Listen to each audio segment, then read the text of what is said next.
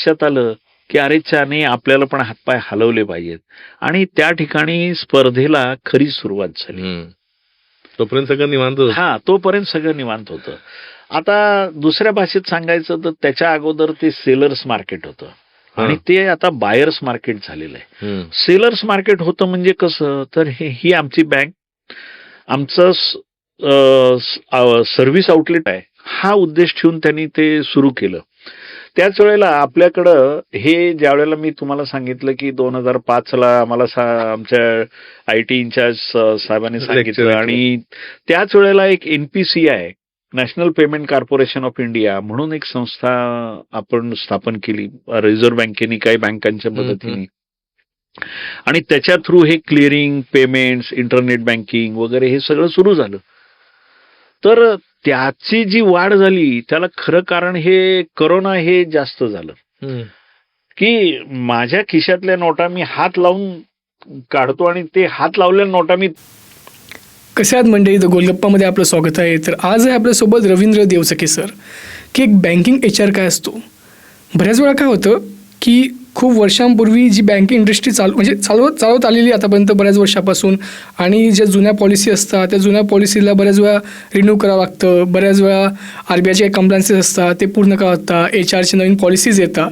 तर हे बदलाव करताना कशा प्रकारचे चॅलेंजेस येतात, किंवा एखादा HR असतो जो जुन्या पॉलिसीजवर काम करत असतो आणि एकदम नवीन काहीतरी चेंजेस येतात, तर त्यावर कसं टॅकल करावं, किंवा ते टॅकल करताना कशा प्रकारचे सिच्युएशन तो हँडल करत असतो, अशा प्रकारचा एक डीप बँकिंग HR आपण कन्व्हर्सेशन म्हणूयाला एक चांगल्या गप्पा म्हणू झालेल्या आहेत. तर नक्की बघूया आपण.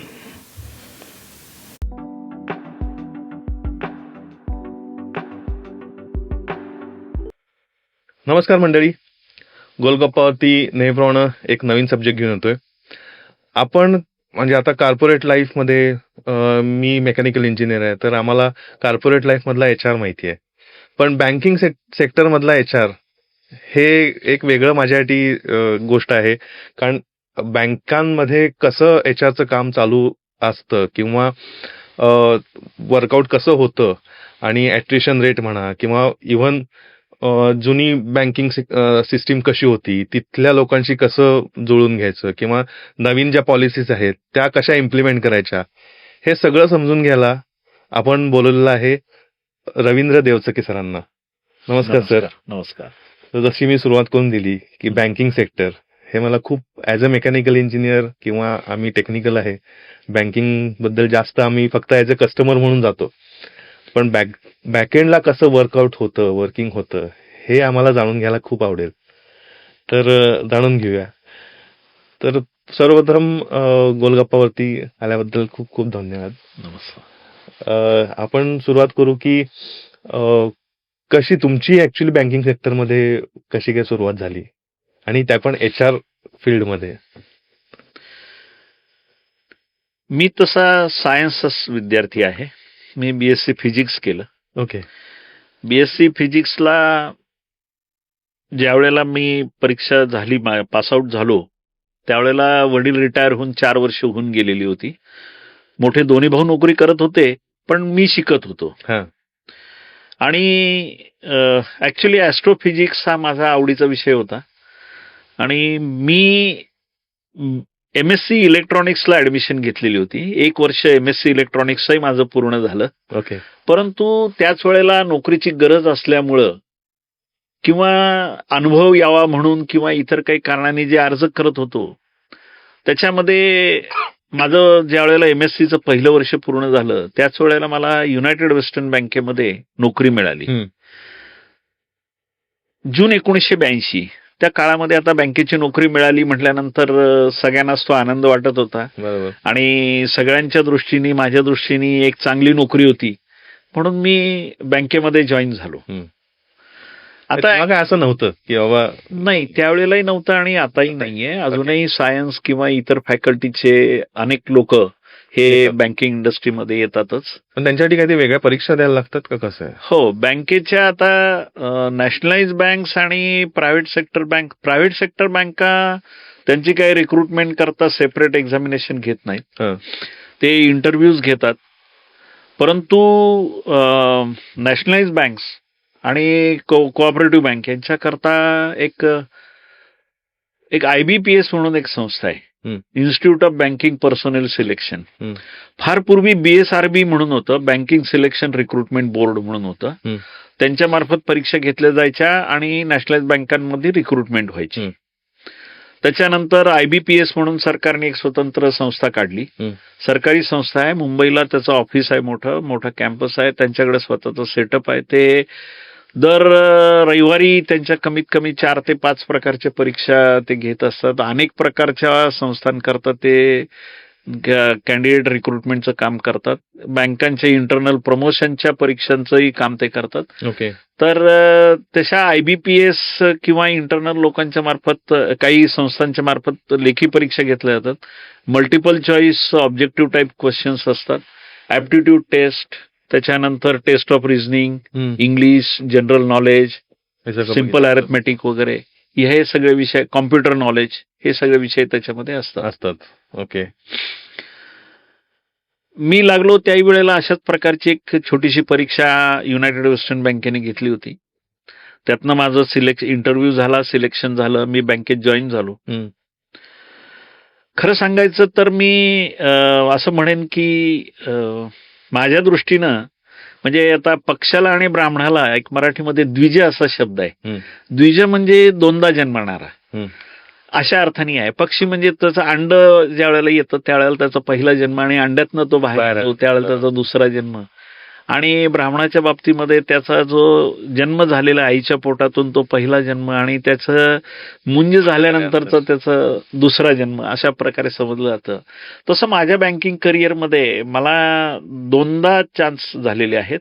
एक पहिल्यांदा मी जे लागलो ते जून 1982 मध्ये ब्रँचेसला गेलो. मी ब्रँचेस जे होते त्याच्यात काम करत होतो. आणि 1999 साली, जुलै 1999ला मला बँकेने HR मध्ये बदली केली, आणि त्या ठिकाणून माझी अजून एका वेगळ्या करिअरला सुरुवात. बरोबर. आता मी तर सायन्सचा स्टुडंट होतो. त्यावेळेला माझं भाग्य असं आहे की मला फार चांगले अधिकारी, बॉसेस हे लाभले. सबऑर्डिनेट्स आणि कलिग्स हेही खूप चांगले लाभले. म्हणजे debit what comes in, credit what goes out, किंवा debit the receiver, credit the giver वगैरे, काही जी बँकिंग अकाउंटन्सीची प्रिन्सिपल्स असतात ती काय आहेत इथपासून त्यांनी शिकवलं. किंवा डबल एंट्री बुक किपिंग म्हणजे काय असतं नक्की. डबल एंट्री बुक किपिंग मध्ये एका प्रत्येक डेबिटला एक क्रेडिट आहे किंवा क्रेडिटला डेबिट आहे, करस्पॉन्डिंग डेबिट क्रेडिट असतात. हे कसं असतं आपल्याकडे, आपण अकाउंटन्सीमध्ये कशी वापरतो अकाउंटन्सी वगैरे. आता काय झालंय की आता नवनवीन सॉफ्टवेअर्स आलेली असल्यामुळं ह्या गोष्टी शिकण्याची कर्मचाऱ्यांना गरजच राहिलेली नाही. कारण त्यांनी एखादी डेबिट एंट्री केल्यानंतर ती जोपर्यंत कॉरस्पॉन्डिंग क्रेडिट एंट्री होत नाही तोपर्यंत ते ट्रान्झॅक्शनच पूर्ण होत नाही. त्यामुळं त्यांना ती सगळं शिकण्याची आवश्यकता राहिली नाही. परंतु त्यावेळेला मला ते शिकायची संधी मिळाली. बॅलन्स शीट शिकायला मिळालं, बॅलन्स शीट अनालिसिस शिकायला मिळालं, लोन प्रपोजल शिकायला मिळाली. मी ब्रँचेसला ज्या वेळेला काम करत होतो त्यावेळेला saving, current, cash credit, draft वगैरे अशा प्रकारची जी fixed deposit, loan appraisal, recovery, अशा प्रकारची जी ब्रँच लेव्हलला चालणारी सगळ्या प्रकारची कामं असतात ती करत होतो.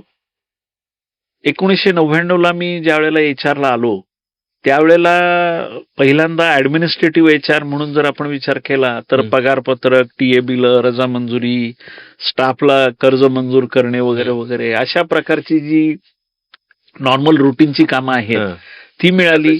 मग त्याच्यानंतर डीलिंग विथ एम्प्लॉई युनियन त्याचा अनुभव मिळाला. त्याच्यानंतर मग डिपार्टमेंटल एन्क्वायरीज, त्याच्यानंतर मग लेबर केसेस, अशा प्रकारचा त्याच्यातला मला सगळा अनुभव मिळाला. आणि माझं भाग्य असं होतं की मी कायम HR च्या कोअर टीम मध्ये राहिलो. म्हणजे फार सुरुवातीपासूनच माझा बँकेने तिथल्या HR च्या कोअर टीम मध्ये समावेश केला. त्यामुळं झालं असं की रिक्रुटमेंट आहे, प्रमोशन आहे, बँकांमध्ये ट्रान्सफर्स ह्या इनएव्हिटेबल असतात. त्या ट्रान्सफर्स वगैरे ही जी सगळी प्रोसेस आहे, ही जे वेगवेगळे परफॉर्मन्स अप्रायझल हा एक खूप महत्वाचा भाग असतो. ह्या सगळ्या एरियामध्ये मला काम करायला मिळालं आणि त्या निमित्ताने अनेक वेगवेगळ्या लोकांशी म्हणजे माझ्या सहकार्यांशी, अधिकाऱ्यांशी, वरिष्ठांशी असा संपर्क येत गेल्यामुळं एक नवीन अप्रोच चांगल्या प्रकारचा तयार झाला किंवा स्वतःला डेव्हलप करायची संधी मिळाली. बरोबर. ही खूप मोठी चांगली संधी मला मिळाली. आणि वेगळं HR डिपार्टमेंट असं वेगळं असं हे असतं तिथं सेक्टर, म्हणजे बँकेमध्ये गेल्यानंतर एक वेगळं केबिन. काय झालेलं आहे की बँकांमध्ये अजूनही 2 प्रकारची बिझनेस मॉडेल्स आहेत. पूर्वीच्या ज्या सगळ्या बँका होत्या त्याच्यामध्ये पिरॅमिड स्ट्रक्चर होतं. म्हणजे काय, तर खालच्या लेव्हलला ब्रांचेस आहेत, ब्रांचेसची संख्या खूप जास्त आहे. मग त्याच्यानंतर वरचा लेअर हा रिजनल ऑफिस किंवा झोनल ऑफिसचा आहे आणि त्याच्यावरती हेड ऑफिसचा आहे. अशा प्रकारे पिरॅमिड स्ट्रक्चर असायचं. आता त्याच्याऐवजी अनेक बँकांमधलं बिझनेस मॉडेल हे व्हर्टिकल बिझनेस मॉडेल झालेलं आहे. म्हणजे काय की agriculture finance, industrial finance, personal loans, housing loans, gold loans, अमुक एक प्रकारचा व्यवसाय किंवा तुम्हाला रिटेल बँकिंग करायचं असेल, म्हणजे उदाहरणार्थ तुम्हाला फिक्स डिपॉझिट्स ठेवायचे असतील, तुम्हाला क्रेडिट कार्ड पाहिजे आहे वगैरे, किंवा तुम्हाला तुमचं इंटरनेट बँकिंग सुरू करून घ्यायचं आहे, तर ही सगळी जी आहेत ही रिटेल बँकिंग मधली जी कामं आहेत ही बघणारी वेगवेगळी व्हर्टिकल्स आणि मग त्याला सपोर्ट व्हर्टिकल्स आहेत. सपोर्ट व्हर्टिकल म्हणजे तुम्हाला लिगल ऍडवाइस लागत असतो, तुम्हाला मॉर्गेज करायचं आहे किंवा तुम्हाला एखादी ब्रँच करता प्रॉपर्टी भाड्याने घ्यायची आहे किंवा इतर काही अनेक गोष्टी असतात, अशा मग लिगल सपोर्ट देणार आहेत. तसं HR हे एक सपोर्ट फंक्शन आहे. ते जे सपोर्ट फंक्शन आहे ते काय करतं की बँकेच्या रिक्वायरमेंट प्रमाणे रिक्रुटमेंट करतं. मग त्याच्यामध्ये बँकेच्या रिक्वायरमेंट प्रमाणे त्यांना प्रमोशन्सही करायला लागतात. ह्याच बरोबर आता नोकरी सोडून जाणाऱ्यांचं प्रमाण पण खूप वाढलेलं आहे. म्हणजे ज्या काळामध्ये मी नोकरीला लागलो त्या काळामध्ये बँकेची नोकरी सोडून देणारा असे कोणी नसायचे. आणि इतरही सर्व क्षेत्रामध्ये एखादा माणूस एखाद्या ठिकाणी नोकरीला लागला की तो वर्षानुवर्ष किंवा कदाचित रिटायर होईपर्यंत हा नेहमी तिथंच काम करायचा. आता तसं राहिलं नाही. बँकांमधले सुद्धा अनेक कर्मचारी हे नोकऱ्या सोडून जातात. म्हणजे हा जो ॲट्रिशनचा प्रॉब्लेम आहे हा प्रॉब्लेम हा वेगवेगळ्या स्तरावरती वेगवेगळ्या संस्थांमध्ये खूप मोठ्या प्रमाणात आहे. कारण आता उपलब्ध झालेल्या जॉब ऑपॉर्च्युनिटीज किंवा आपल्यासारख्या अनेक लोकांचा व्यवसाय करण्याकडे पूर्वी कलच नव्हता. म्हणजे व्यवसाय करतो म्हटल्यानंतर याचा धंदा नक्की चालतो का, याला पैसे मिळत असतील का, ही शंका बाकीच्यांच्या मनामध्ये असायची. खरं सांगायचं तर उद्योग व्यवसाय करणारी माणसं किती प्रमाणात पैसा मिळवतात किंवा त्यांना मिळू शकतो याचा अंदाजच नोकरी करणाऱ्यांना नसायचा. आणि आता आपल्याकडच्या म्हणजे कसं महिन्याला पैसा येणे हा जे नोकरी करणाऱ्यांच्या ते आहे ना तो एक वेगळा कन्सेप्ट आहे. त्यामुळे बिझनेसवाल्यांना महिन्याला पैसे येत नाहीत, पण ते एकदम जे येतात ते भरपूर येतात. हे कन्सेप्ट ते नोकरी करणाऱ्यांना अजून रुचत नाही. कसं आहे की सिक्युअर्ड लाईफ पाहिजे, एक स्टॅबिलिटी पाहिजे, अशा प्रकारचा एक कन्सेप्ट हा जसा अजून मी ज्या पिढीतला आहे, आता आई वडिलांच्या पिढीतला, आजी आजोबांच्या पिढीतल्या लोकांचा अजूनही आहे, परंतु तरुण पिढी उद्योग व्यवसायाकडे झपाट्यानं वळते. आपल्याकडं नवीन स्टार्टअप सुरू होणं किंवा त्यांनी लाखो करोडोचा व्यवसाय करणं हे अगदी सहज झालेलं आहे. म्हणजे आता असं वाटत नाही की काही आता नवीन बिझनेस स्टार्टअप मधले लोक बघितल्यानंतर की जे काही नव्हतं आणि काही वर्षात ते लगेच मोठ्या याच्यापर्यंत पोहोचले. हे खरोखरच म्हणजे त्यांची हुशारी, कर्तबगारी, कष्ट ह्या सगळ्याचं फळ आहे. ते नक्कीच चांगलं आहे. तर बँकांमध्ये सुद्धा ॲट्रिशनचा प्रॉब्लेम हा मोठा आहे. म्हणजे आता अगदी आपण असा विचार केला तर स्टेट बँकेसारखी बँक आहे की जी सगळ्यात जास्त फॅसिलिटीज देते असं समजलं जातं किंवा तशी वस्तुस्थिती आहे. अशा बँकेमधून सुद्धा नोकरी सोडणाऱ्यांचं प्रमाण हे भरपूर आहे आणि त्यांना सुद्धा ॲट्रिशन थांबावं म्हणून त्यांनी काही मेजर्स घेतलेले आहेत किंवा परमनंट होतानाच त्याची परीक्षा घ्यायची, त्याला ॲडिशनल इन्क्रिमेंट द्यायचे किंवा त्याला हायर ग्रेडमध्ये कन्फर्म करायचं. मध्यंतरी स्टेट बँकेचे चेअरमन अरुंधती भट्टाचार्य ज्या होत्या तर त्यांच्या असं लक्षात आलं होतं की मध्यम वयाच्या महिलांनी नोकरी सोडण्याचं प्रमाण हे स्टेट बँकेमध्ये वाढायला लागलंय. त्यांनी त्याचाही अभ्यास केला, त्याच्यावर त्यांनी एक लेख पण लिहिला होता आणि त्यांनी सांगितलं की स्टॅबिलिटी आलेली असती, मुलं मोठी झालेली असतात आणि मग आता मला नोकरीची गरज राहिलेली नाहीये, मग मी नोकरी करण्यापेक्षा मी आता इतर काहीतरी करतो, इतर काहीतरी करते. ह्या गोष्टीकडं कल वाढलेला आहे आणि यातनं सुद्धा ऍट्रिशन होत आहे. म्हणजे मला आज 10 लाख रुपये पगाराची नोकरी आहे, त्याच्याऐवजी 20 लाख रुपये पगाराची नोकरी पाहिजे म्हणून मी नोकरी सोडतो, असं पण नाहीये. एवढंच कारण राहिलं असंही नाहीये. म्हणजे असा त्याच्यामध्ये खूप बदल आहे. आधी आता तुमच्या ह्याच्यात म्हणजे आता तुम्ही म्हटलं अप्रायझल वगैरे करायचं, पण आधी मला असं आठवतंय की माझे बाबा बँक ऑफ इंडियामध्ये असल्यामुळं बँकेचं दरवर्षी एक ठराविक इन्क्रिमेंट असायचं, महागाई भत्ता वाढायचा, असं एक ठराविक सगळ्यांना सेम असायचं. तर आता तुम्ही म्हणताय की त्या अप्रायझल नुसार वेगवेगळे पॅकेजेस वगैरे असे IT सारखे डिझाईन झालेत का आता? नाही, आता काय झालं की TADA असं काहीतरी असेल. सांगतो तुम्हाला. तर सर्वसाधारणपणे प्रकार कसा होता की 1960च्या दरम्यान पहिल्यांदा एम्प्लॉई युनियन आणि मॅनेजमेंट बँका यांच्यामध्ये पगाराचे करार झाले. त्याला बायपार्टेट सेटलमेंट असं समजतात. आणि IBA नावाची एक संस्था आहे, इंडियन बँक्स असोसिएशन, ती वेगवेगळ्या बँकांच्या वतीनं त्यांच्याशी चर्चा करायची आणि ते करायचे. सुरुवातीला पहिले माझ्या माहितीमध्ये 1960 किंवा 66ला पहिलं बायपार्टेट सेटलमेंट झालं आणि त्यावेळेला बँकातल्या कर्मचाऱ्यांचे पगार चांगले वाढले. मग त्यानंतर सुरुवातीला ते दर 2 वर्षांनी बायपार्टेट सेटलमेंट करायचं अशी पद्धत होती. ती वाढत 4 वर्ष झाली, 5 वर्ष झाली आणि आता ती 5 वर्षावरती स्थिर आहे. म्हणजे जसं नवीन पे स्केल लागू करायचं आहे किंवा फॅसिलिटीजचा पुनर्विचार करायचा आहे, हे सगळं जे आहे ते दर 5 वर्षातनं एकदा होतं. आता त्याच्यामध्ये असं आहे की बँकांमध्ये जे पगाराचे स्केल होते ते फिक्स्ड होते. बरोबर. तुम्ही म्हणता तसं त्याच्यामध्ये एक इयरली इन्क्रिमेंट असायचं, ते बेसिक पे मध्ये असायचं. आणि महागाई भत्ता जो आहे, तर DA ची जी वाढ आहे ती दर 3 महिन्याला IBA एक consumer price index, wholesale consumer price index आणि कन्झ्युमर प्राइस इंडेक्सच्या आधारे एक त्यांनी गणित बसवलेलं आहे. आणि सरकारच्या स्टॅटिस्टिकल डिपार्टमेंटकडनं जो डेटा येतो त्याच्या आधारे मग तो जो इंडेक्स आहे तो वाढत वाढत जातो. तो इंडेक्स जेवढा वाढलेला असेल त्या प्रमाणामध्ये DA वाढवला जातो. अशा पद्धतीनं त्या लोकांचा DA वाढवला जातो. 5 वर्षांनी तो जो DA आहे तो बेसिक मध्ये मर्ज करतात आणि नवीन पे स्केल तयार करतात. परंतु बँकातलं जे पे स्केल आहे ते 20 वर्ष 25 वर्ष एवढ्या काळापुरतच मर्यादित त्यांनी ठेवलेलं होतं आणि 25 वर्ष झाले, 20 वर्ष झाले वगैरे की त्याच्यानंतर ते इन्क्रिमेंट्स थांबायचे. मग त्याला फक्त DA ची वाढ मिळायची आणि 5 वर्षांनी ज्या वेळेला त्याचं वेज रिव्हिजन होईल त्यावेळेला वेज रिव्हिजन मध्ये त्याचा बेसिक पे वाढायचा.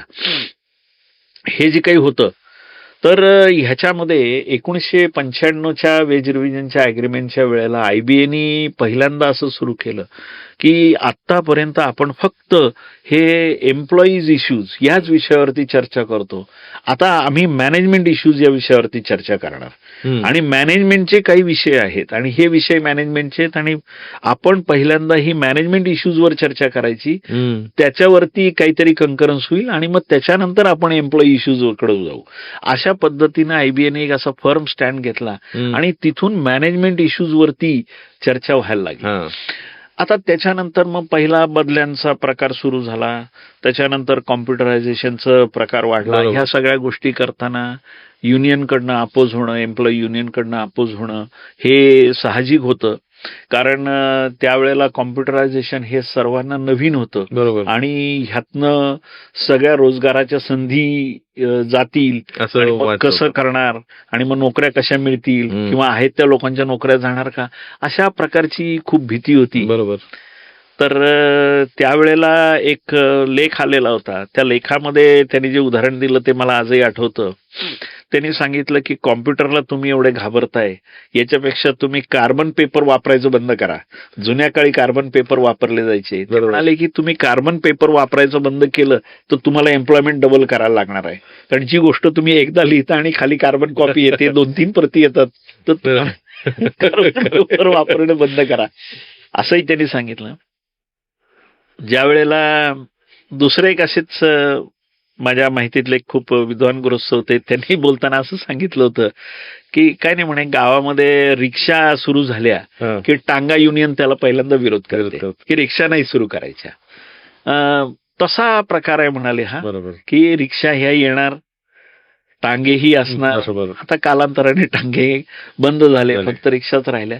परंतु जसं आता AI बद्दल लोकांना मनामध्ये भीतीचं वातावरण आहे की बा हे AI कडनं असं आलं, मग बरोबर. या सगळ्या नोकऱ्या जातील. बरोबर.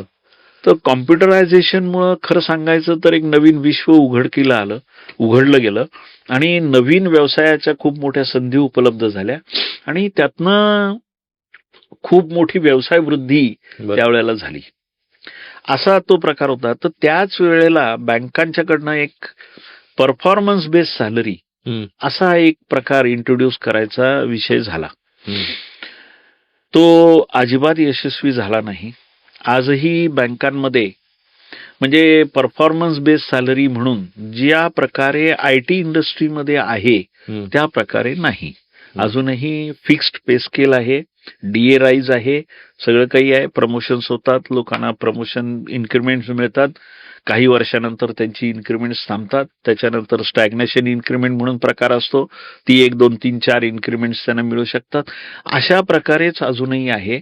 परंतु तरी सुद्धा काही अॅन्युअल पेमेंट किंवा एखादी हेल्दी कॉम्पिटिशन बँकर्समध्ये एम्प्लॉईजमध्ये असावी की जेणेकरून जास्त चांगला परफॉर्मन्स दाखवला जाऊ शकेल, अशा पद्धतीनं विचार करण्याकरता सगळ्या बँका प्रयत्न करतायत. त्या दृष्टीनं त्यांनी काही पावलंही टाकलेली आहेत. परफॉर्मन्सचे फॉर्म्स बदलले जातात, टार्गेट्स दिली जातात.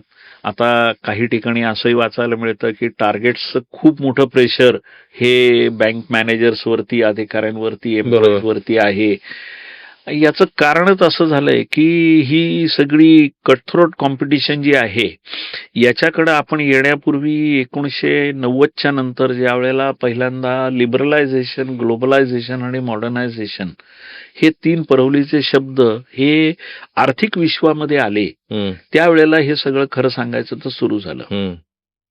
1990च्या अगोदरची परिस्थितीचा विचार केला तर तो असा होता की रिझर्व्ह बँक ऑफ इंडिया ही बँकांना ठेवींचे आणि कर्जाचे व्याजदर ठरवून देत असे. हम्म. रिझर्व्ह बँकेने जो व्याजदर सांगितला तोच व्याजदर सर्वांनी वापरायचा. हम्म. रिझर्व्ह बँकेने 1990 नंतर पहिलं काम काय केलं तर they have freed the interest rates. हम्म.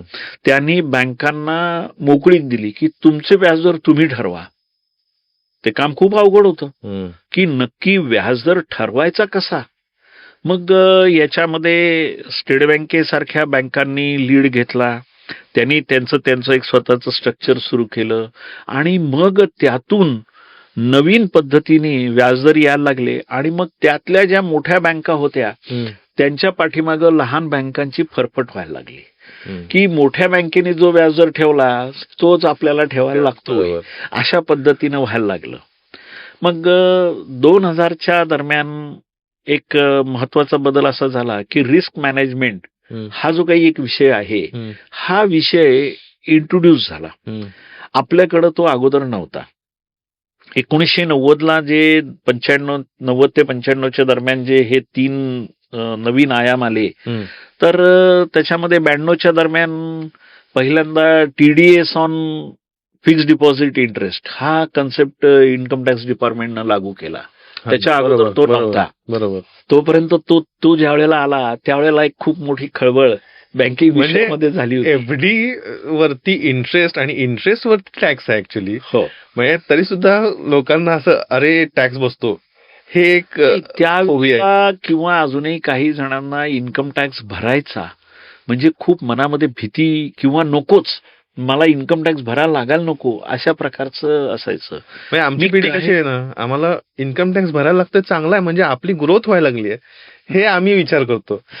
पण आधीची पिढी अशी विचार करते की अरे इन्कम टॅक्स कसा वाचवता येईल, कसं इथं इन्व्हेस्टमेंट करता येईल, जेवढं कमी इन्कम टॅक्स लागेल तेवढं चांगलं. पण हे बघत नाही की अरे चांगलं आहे ना, ग्रोथ होती आपली. त्यावेळेला मी बघायचो की व्यापारी लोक ज्या वेळेला कर्जा करता बॅलन्स शीट आणून हा. द्यायचे तर त्यांचं बॅलन्स शीट हे तयार केलेलं असायचं, हा. खरं असायचं. हा, हा. आणि ह्या वर्षी माझा खर्च इतका झाला आणि ह्या वर्षी मला एवढा इन्कम टॅक्स भरायचा आहे, हे पहिल्यांदा ठरलं हा. की मग मला प्रॉफिट किती व्हायला पाहिजे, मला इतका प्रॉफिट व्हायला पाहिजे, मला इतका प्रॉफिट व्हायला पाहिजे, तर मग याच्याकरता माझी एवढी विक्री व्हायला पाहिजे, एवढी विक्री व्हायला पाहिजे तर एवढी माझं खरेदी झाली पाहिजे किंवा एवढं माझं उत्पादन झालं पाहिजे, असं उलटं गणित ते मांडलं जायचं. आता जीएसटीच्या जमान्यामध्ये हे शक्य नाहीये. तुमचं प्रोडक्शन, तुमचा सेल हा तुम्ही ऑलरेडी डिक्लेअर Declare केलेला आहे केलेलं आहे. खरं आहे. आणि त्यामुळं तुम्हाला तुमचा प्रॉफिट हा तिथं फिक्स्ड आहे. बरोबर. आणि फार तर फार तुम्ही तुमचे एक्सपेन्सेस वाढवून दाखवू शकता, पण ते फुगवणार किती, त्याला शेवटी मर्यादा आहे. बरोबर. त्यामुळं इन्कम टॅक्स वाचत नाही. सरकारने जे 92च्या दरम्यान पहिल्यांदा एफडी वरती हे आणलं, TDS. त्याच्यानंतर त्यांनी प्रायव्हेट सेक्टर बँका सुरू केल्या. हम्म. तर प्रायव्हेट सेक्टर बँकांमध्ये 3 बँका ज्या मोठ्या पहिल्यांदा सुरू झाल्या, त्याच्यामध्ये एक ICICI, हम्म. दुसरी UTI बँक, हम्म. तर युनिट ट्रस्ट ऑफ इंडिया हे जे काही होतं त्यांनी UTI बँक काढली, तिचं आता सध्याचं नाव ॲक्सिस बँक आहे, हम्म. आणि HDFC. HDFC. तर ह्या 3 वित्त संस्थांनी त्यांच्या बँका सुरू केल्या. त्या ज्या बँका सुरू केल्या तर त्यावेळेला त्यांचा सेलिंग करता, म्हणजे युनिट सेलिंग आपण कन्सेप्ट म्हणू तर काय होता, तर त्यांचे टेक्नॉलॉजीकडे ते पहिल्यांदा गेले हम्म. आणि त्यांनी टेक्नॉलॉजी आणली. बरोबर. त्याने टेक्नॉलॉजी आणल्यानंतर तर ते सर्वसामान्य लोकांना काही वाटत नव्हतं. त्या बँकांची जी ग्रोथ होतीये, ती त्यांचं जो वेगाने त्यांची वाढ झाली, त्यावेळेला सहकारी बँका आणि नॅशनलाइज बँका ह्या झोपलेल्या होत्या. त्यांना काही असं वाटत नव्हतं की ह्या बँका काही असं काहीतरी खूप मोठं येईल आणि होईल, हम्म. त्यामुळे त्यांनी काही त्याच्यामध्ये फारसं लक्ष घातलं नाही. ज्या वेळेला ह्या बँका वेगाने वाढायला लागल्या, त्यावेळेला असं लक्षात आलं की अरे चाने आपल्याला पण हातपाय हलवले पाहिजेत, आणि त्या ठिकाणी स्पर्धेला खरी सुरुवात झाली. हम्म. तोपर्यंत सगळं निवांत होतं. हा, तोपर्यंत सगळं निवांत होतं. आता दुसऱ्या भाषेत सांगायचं तर त्याच्या अगोदर ते सेलर्स मार्केट होतं आणि ते आता बायर्स मार्केट झालेलं आहे. हम्म. सेलर्स मार्केट होतं म्हणजे कसं, तर ही आमची बँक, आमचं सर्व्हिस आउटलेट फक्त एकच, ते म्हणजे आमची ब्रँच. बरोबर. हे आमचं आउटलेट, इथून तुम्ही सर्व्हिसेस घ्यायच्या, आमचे अकाउंट्स असे, आमच्या कर्ज योजना अशा, आमच्या ठेव योजना अशा, आणि हे अशा पद्धतीनं आहे. बरोबर. तुम्हाला घ्यायचं असेल तर घ्या, नसेल घ्यायचं तर घेऊ नका. बरोबर. हे सेलर्स मार्केट होतं. हा. आता मात्र संपूर्ण परिस्थिती बदलली आणि ते बायर्स मार्केट झालेलं आहे. हम्म. तुम्ही आमच्याकडे या, तुम्ही आमच्याकडे फिक्स डिपॉझिट ठेवा, तुम्ही आमच्याकडे खाती उघडा, तुम्ही आमच्याकडनं डेबिट क्रेडिट कार्ड घ्या, तुम्ही आमच्याकडनं कर्ज घ्या, याच्याकरता बँकांना आता मागं जायला लागतं. बरोबर. खरंय. खरं सांगायचं तर नॅशनलायझेशनच्या अगोदर जे होतं ते क्लास बँकिंग होतं. क्लास बँकिंग होतं याचा अर्थ असा की एक समाजातला एक ठराविक वर्ग, हम्म. एक क्लासच फक्त बँकिंग करू शकत होता. हम्म. बरोबर. सर्वसामान्य माणसाला बँकेत खातं वगैरे वगैरे काही गरज वाटत नव्हती. सगळे व्यवहार रोखीनं रोखीनं व्हायचे व्हायचे. आणि काही गरज वाटत नव्हती. हे जे क्लास बँकिंग आहे, हे मास बँकिंग मध्ये जाण्याचा पहिला प्रकार हा नॅशनलायझेशनला सुरू झाला. हम्म. आणि नॅशनलायझेशन झाल्यानंतर बँकांच्या ब्रँचेस फार वेगाने वाढल्या, हम्म. त्यामुळे बँकांमध्ये रिक्रुटमेंट आहे वाढलं. बरोबर. आता हे जे काही झालं, त्यावेळेला गव्हर्नमेंटनी त्याच्या अगोदर एक निग्लेक्टेड सेक्टर म्हणून त्यांनी ठेवलेला होता की त्याला कर्ज द्या म्हणून. हम्म. त्याला नंतर ते नाव बदललं आणि प्रायोरिटी सेक्टर दिलं. ट्रेड, ॲग्रिकल्चर, इंडस्ट्री ह्यांना तुम्ही कर्ज द्या, हम्म. अशा प्रकारचं बंधन बँकांवरती होतं. आणि हम्म. ते 40% दरम्यान त्यावेळेला एकूण कर्जाचे 40% कर्ज असायला पाहिजे. हम्म. त्यावेळेला गृहकर्ज, वाहन कर्ज किंवा कार करता कर्ज वगैरे हे काही प्रकार नव्हते. हम्म. लोन अगेन्स्ट गोल्ड हा प्रकार होता. ते सगळं कसं होतं की ते सिक्युरिटी ओरिएंटेड बँकिंग होतं. बरोबर. म्हणजे काय, तर तुम्ही काहीतरी तारण द्या तरच आम्ही तुम्हाला कर्ज देऊ. कर्ज देऊ. तिथून ते पर्पज ओरिएंटेड बँकिंग झालं. म्हणजे काय झालं, हम्म. तर माझ्याकडं रिक्षा चालवण्याचं परमिट मी काढलेलं आहे, हम्म. माझ्याकडे ड्रायव्हिंग लायसन आहे, एक बॅज असतो, तो मला मी काढलेला आहे. माझ्याकडे पैसे नाही आहेत, मला रिक्षा घ्यायची आणि रिक्षाचा व्यवसाय करायचा आहे. मग त्या माणसाला रिक्षा घ्यायला कर्ज, त्याची रिक्षा, तीच रिक्षा तारण घेऊन त्याला कर्ज देणं, हे बरोबर. Purpose oriented banking. हा. मी इंजिनियर झालो, मला स्वतःचं वर्कशॉप टाकायचं आहे, माझ्याकडे पैसे नाही आहेत, पण मग तुझ्याकडे क्वालिफिकेशन आहे, तुझ्याकडे एक्सपिरियन्स आहे, म्हणून मग तुला कर्ज मिळेल. हा जो काही पर्पज ओरिएंटेड बँकिंग होतं हे त्या ठिकाणी सुरू झालं. इंट्रोड्यूस झालं. आणि ज्या वेळेला प्रायव्हेट सेक्टर बँका आल्या त्यावेळेला मग ही कॉम्पिटिशन वाढली, टेक्नॉलॉजी आली बरोबर. आणि टेक्नॉलॉजीनी सगळं चित्र बदलून टाकलं. हम्म. म्हणजे ज्या वेळेला मी युनायटेड वेस्टर्न बँकेमध्ये 2000 साली होतो त्यावेळेला आमचे चेअरमन प्रणव जोशी म्हणून होते आणि त्यांनी असं ठरवलं की आपल्याकडं ते कोर बँकिंग सोल्युशन आणायचं. हम्म. तसं बघायला गेलं तर पहिल्यांदा बँकांमध्ये कॅल्क्युलेटर पण नव्हते. मेकॅनिकल कॅल्क्युलेटर फार कमी ठिकाणी असायचे. हम्म. मग नंतर कॅल्क्युलेटर आले, हम्म. नंतर लेजर पोस्टिंग मशीन आले, ऑटोमेटेड लेजर पोस्टिंग मशीन आली, त्याच्यानंतर मग स्टँड अलोन कॉम्प्युटर्स आले हम्म. आणि मग त्याच्यानंतर मग कोर बँकिंग सोल्युशन आलं. बरोबर. तर कोर बँकिंग सोल्युशन करणारी युनायटेड वेस्टर्न बँक ही एक अत्यंत पहिल्या काही बँकांमधली बँक होती. हम्म. प्रायव्हेट सेक्टरमध्ये तर पहिलीच असणार ती. बरोबर. म्हणजे ऍक्सिस बँक, आयसीआयसीआय यांचा विषय वेगळा, हे वेगळं. बाकीच्या ज्या बरोबर. इतर बँका होत्या म्हणजे नॅशनलाइज होत्या हो. त्या बँकांमध्ये. तर नॅशनलाइज बँकांमध्ये कॉम्प्युटरायझेशन हे नंतरच झालं. बरोबर. तर आता त्यावेळेला हे सगळं जे आहे, तर आम्हाला प्रश्न असा पडायचा की आपल्याला काय गरज आहे. म्हणजे नागपूरच्या माझ्या खात्यातले पैसे मला पुण्यात काढायचे, मला गरज लागते कुठं तशी. हं. आता- महिन्याचे काढतो आणि घेऊन जातो. माझ्या पाकिटात असतात. तर ती जी गरज होती, तर ते जे व्हिजन होतं आणि ते जे सगळं नव्यानं सुरू झालं, तर त्याच्यातनं नवीन खूप मोठा बिझनेस नंतर जनरेट झाला बरोबर. आणि सगळं चित्रच बदललं म्हणजे कसं की पूर्वी बँकांच्या सेव्हिंग करंट याच्या बरोबर मनी ट्रान्सफर हा एक व्यवसाय बँका करायच्या. म्हणजे काय, तर तुमच्याकडे 10,000 रुपये मला तुम्हाला द्यायचे म्हणून तुम्ही मला चेक दिलेला आहे, मग चेक हे एक मनी ट्रान्सफरचं बरोबर. इन्स्ट्रुमेंट झालं. बरोबर. आता चेक नुसतं राहिलाच नाही, तुम्ही डेबिट क्रेडिट कार्ड आलं. म्हणजे आता झालं कसं की एकमेव सर्व्हिस आउटलेट जे ब्रँच होतं, तर त्याच्याऐवजी मल्टिपल सर्व्हिस आउटलेट झाले. राईट. उदाहरणार्थ इंटरनेट बँकिंग असेल किंवा एटीएम असेल किंवा आता युपीआय ट्रान्झॅक्शन, बरोबर. याच्यातनं तुम्हाला बँकेच्या सर्व्हिसेस ह्या ऑटोमॅटिक सगळ्या मिळायला लागल्या. बरोबर. म्हणजे तुम्हाला एफडी करायची आहे तर तुम्ही घरी बसूनही करू शकता. मोडायचे असेल तरी सुद्धा घरी बसून मोडू शकता. लॉकर करता मात्र तुम्हाला बँकेत जायला. तर ह्या ज्या अशा काही गोष्टी आहेत, तर ह्याच्यामुळं सगळं चित्र बदललं. बरोबर. म्हणजे पूर्वी कसं असायचं की मला एखाद्या नागपूरच्या माणसानं चेक दिला, हम्म. तर तो चेक आम्हाला प्रत्यक्ष नागपूरला पाठवायला लागायचा. हम्म. तो त्या बँकेमध्ये जायचा, तिथं बरोबर. डेबिट पडायचा आणि नंतर मग आमच्याकडं ड्राफ्टनी पैसे यायचे. बरोबर. किंवा माझं आणि तुमचं अकाउंट हे एकाच बँकेमध्ये आहे, पण माझं जबलपूरला आहे आणि तुमचं भोपाळला आहे, तर मग आपण मेल ट्रान्सफर करू शकत होतो. हम्म. त्यावेळेला टेलिफोनिक ट्रान्सफर किंवा टेलिग्राफिक ट्रान्सफर म्हणून एक प्रकार होता. अर्जंट पैसे पाठवायचे असतील तर एक कोडिंग सिस्टीम असायची. हम्म.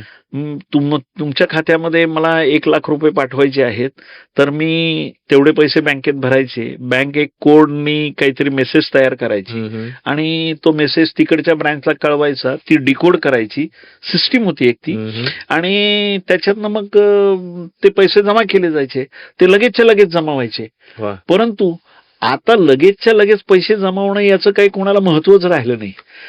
मला ओरिसातल्या माणसाला जरी पैसे पाठवायचे असले तरी तुम्ही 5 मिनिटांमध्ये पाठवू शकता. खरंय. तुम्हाला बंगालच्या माणसाचे पैसे यायचे असले तरी ते 10 मिनिटांमध्ये येऊ शकतात. बरोबर. आताच्या नवीन पिढीला जर असं कोणी सांगितलं की त्यावेळेला पैसे पाठवण्याकरता एवढा खूप सव्वा करावा लागत होता, करत होता. खरंय. तर तसं काही नाही. परत ते चेक क्लिअरिंग साठी सगळे एकत्र या. आता ते पण एक चेक concept क्लिअरिंग करता जे विषय होता, तर मी तुम्हाला जसं सांगितलं की तो चेक प्रत्यक्ष त्या बँकेमध्ये जात होता. बरोबर. ज्या वेळेला त्याच्याकरता मग एका गावातले लोक हे एका ठिकाणी जमणार, त्याला क्लिअरिंग हाऊस म्हणायचे. मग त्या ठिकाणी आम्ही चेकचं आदान प्रदान करायचं. बरोबर. मग आमच्याकडचे जे चेक आहेत ते आम्ही पास झाले तर त्यांना सांगायचं, त्यांनी परत असतील तर ते मेमो बरोबर. लावून परत करून द्यायचे वगैरे. हे सगळं जे क्लिअरिंगचं काम करत होतो त्याच्याकरता प्रत्यक्ष बँकेमध्ये जाणं हे आवश्यक होतं. बरोबर. परंतु जसं जसं व्यवसाय वाढत गेला, त्याचा व्हॉल्यूम वाढत गेला, मग त्यावेळेला जी पहिली नवीन टेक्नॉलॉजी आली ती MICR म्हणून एक खाली पट्टी, मॅग्नेटिक इंक कॅरेक्टर रेकग्निशन असं त्याला म्हणतात, मायकर कोड. मायकर कोड. तर तो असलेली ती जी पट्टी आहे ती हा. पहिल्यांदा आली बरोबर. आणि मग ती मशीनच्या साह्याने चेकचं सॉर्टिंग सुरू झालं. हा.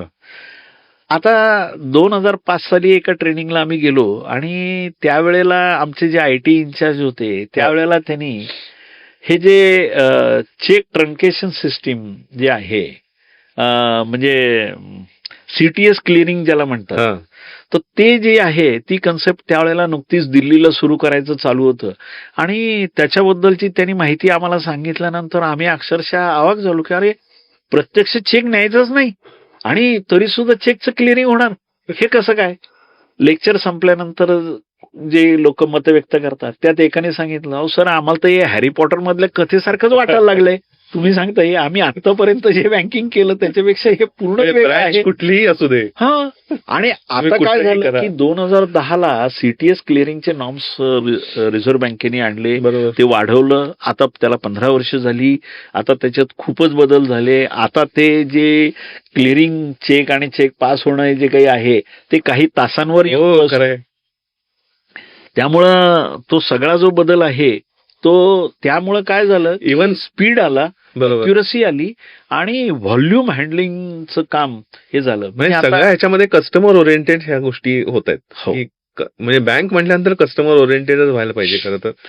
कस्टमर सेंट्रिक असायला centric. पाहिजे, हा जो पहिला विचार आला तर तो रिझर्व्ह बँकेने अनेक वेगवेगळ्या कमिट्या नेमल्या होत्या हा. आणि त्यांच्यामधून त्यांनी अभ्यास गट केले, काही हे केले. त्याच्यामध्ये गोयपोरिया कमिटी म्हणून एक आली होती आणि त्या गोयपोरिया कमिटीने ग्राहकांच्या दृष्टीनं विचार करून अनेक सूचना रिझर्व्ह बँकेकडे दिल्या की ज्या सगळ्या बँकांना अंमलात आणण्याचं बंधन रिझर्व्ह बँकेने आणलं. उदाहरणार्थ त्यांचं म्हणणं असं होतं की 11 वाजता बँक चालू होते तर मग स्टाफनी 11:15 वाजता आलं पाहिजे, म्हणजे त्याला येऊन तो सेटल होऊन ते 11 वाजता प्रत्यक्ष काम सुरू झालं पाहिजे. बरोबर. पूर्वी सेलर्स मार्केट होतं त्यामुळे लोक काळजी करत नव्हते. मला तेच दिवस आठवले. आता तसं नाही. म्हणजे कसं आहे की मी 12वी झाल्यानंतर मी मुंबईला एकदा गेलो होतो त्यावेळेला आणि VT स्टेशनवर गेल्यावरती अमुक एका गाडीचं रिझर्वेशन हे कुठं मिळतं हे बघण्याकरता तिथे अशा 25-30 खिडक्या होत्या. आपल्याला ज्या गाडीचं रिझर्वेशन पाहिजे ते मिळण्याकरता ती खिडकी पहिल्यांदा शोधायची, मग तिथं रांगेत उभं राहायचं, मग ते तिकीट मिळायचं. एसटीचं तिकीट काढायला जरी गेलं तरी त्याच्याकडे अशा 10-15 वेगवेगळ्या वह्या असायच्या. बरोबर. आपण ज्या गाडीचं तिकीट मागतो त्या संदर्भातली तो ते रजिस्टर काढायचा, त्यात नोंद करायचा, तिकीट हाताने लिहायचा, ते फाडून आपल्याला द्यायचा. अशा प्रकारचं रिझर्वेशन होत होतं. नंतर त्याच्यामध्ये बदल होत गेला. लोकांना म्हणजे तिकीट मिळायला लागली, कॉम्प्युटराईज झाली, कुठूनही कुठलं तिकीट काढता यायला लागलं, मग ते सगळंच ऑनलाईन झालं. साहजिकच मी ज्या वेळेला रेल्वेचा ग्राहक म्हणून जातो त्यावेळेला मी रेल्वेकडनं अपेक्षा करतो की मला लगेच तिकीट मिळालं पाहिजे बरोबर.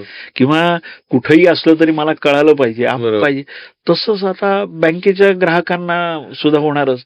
ते सुद्धा हा विचार करतातच की मला कायम सर्व्हिस मिळाली पाहिजे, मला लगेच सर्व्हिस मिळाली पाहिजे, बरोबर. माझी सर्व्हिस ही ऍक्युरेट असली पाहिजे. बरोबर. त्यामुळं ग्राहक म्हणून जर विचार केला तर ज्या गोष्टी आवश्यक आहेत त्याच्यामुळे प्रॉडक्ट इनोव्हेशन हा. खूप मोठ्या प्रमाणामध्ये झालं. झालं. बरोबर. म्हणजे अमुक एका प्रकारचा व्यवसाय करायचा तर काय करायचा नक्की, मग आपल्याकडं आपला निश एरिया काय राहील, आपला असं काय वेगळेपण दाखवता येईल. मग त्याच्यामधून कस्टमर सर्व्हिस हेच एक बलस्थान बँकांच्याकडं राहायला लागलं की ज्या बँकेमध्ये ज्या ब्रँचमध्ये कस्टमर सर्व्हिस चांगली मिळते तिथं लोक जायला लागले. हे बरोबर. अत्यंत आवश्यक झालं. बरोबर. त्यामुळे कस्टमर सेंट्रिक जे विषय आहे तो महत्वाचा होताच आणि कायमच राहील तो. मग आता त्याच्यामध्ये परत असं झालं की 2 गट पडले की प्रायव्हेट बँका आणि नॅशनलाइज बँक. नॅशनलाइज बँकांमध्ये जी सर्व्हिस मिळत होती, आताची सिच्युएशन थोडी बदलली, पण प्रायव्हेट बँकांमध्ये ते क्विक होत होतं. सगळं अप्रुव्हल क्विक, सगळ्या गोष्टी क्विक. त्यामुळे नॅशनलाइज बँकांपेक्षा लोक प्रायव्हेट बँकांकडे जास्त वळायला लागले.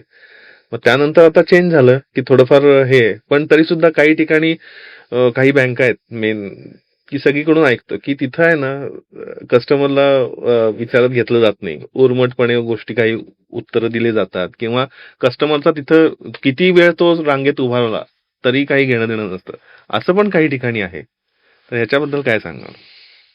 नाही, माझं मत थोडंसं किंवा अनुभव थोडासा वेगळा असा आहे की हा जो काही प्रकार असतो, कस्टमरला क्विक सर्व्हिस मिळणं किंवा न मिळणं, किंवा कस्टमरला अटेंडन्स मिळणं किंवा न मिळणं, हा बऱ्याच वेळेला त्या ठराविक ब्रांच ब्रँचवरती, तिथल्या माणसांवरती हा जास्त अवलंबून असतो.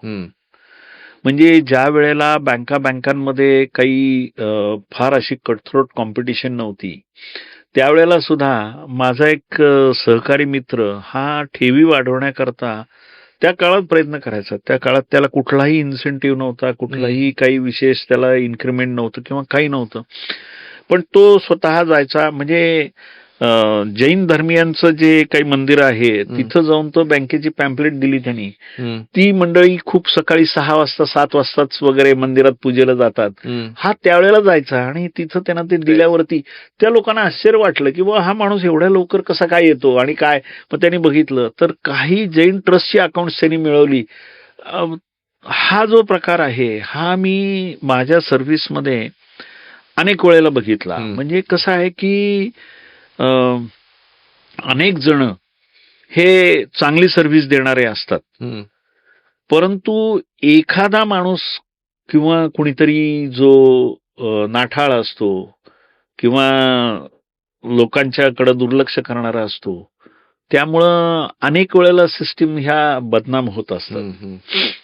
म्हणजे स्टेट बँकेबद्दलचे विनोद मी अनेक वेळेला वाचले, बरोबर, पण माझा स्वतःचा अनुभव स्टेट बँकेचा असा होता की माझं स्टेट बँकेमध्ये पीपीएफचं अकाउंट होतं, अजूनही आहे. त्यामुळं मी तिथं एक अकाउंट उघडलं, तिथं मी काही एफडी केली वगैरे असं झालेलं होतं. मग मी विचार केला आता इथं एफडी ठेवून मी ज्या बँकेत काम करतो तिथं मला व्याजदर जास्त मिळणार आहे, म्हणून मग मी ते एफडी मोडायला गेलो. तर त्यांनी मला पैसे देताना तिथल्या ज्या मॅडम होत्या त्यांनी विचारलं की तुम्ही का मोडताय. म्हटलं असं असं आहे. मग आमच्याकडे पण ही सर्व्हिस आहे. आता तसं बघायला गेलं तर स्टेट बँक ही एवढी मोठी बँक, बरोबर, आणि त्याच्यामधला मी एक ग्राहक आणि माझं डिपॉझिट हे काही हजारातच होतं. असं असताना सुद्धा त्या तिथल्या महिला कर्मचाऱ्यांनी मला कन्व्हिन्स करायचा प्रयत्न केला की तुम्ही एफडी मोडू नका. खरं सांगायचं तर मी एफडी मोडल्याने किंवा केल्याने त्या महिलेच्या पगारात काहीच फरक पडणार नव्हता. बरोबर, परंतु तरी सुद्धा जबाबदारीची जाणीव असणं आणि ह्याच्यामुळं ते होतं.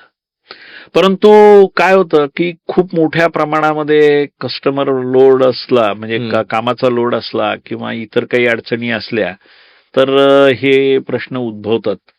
आणि त्याच्याकरता ग्रीव्हन्स रिड्रेसल सिस्टीम ह्या बँकांमध्ये आहेत.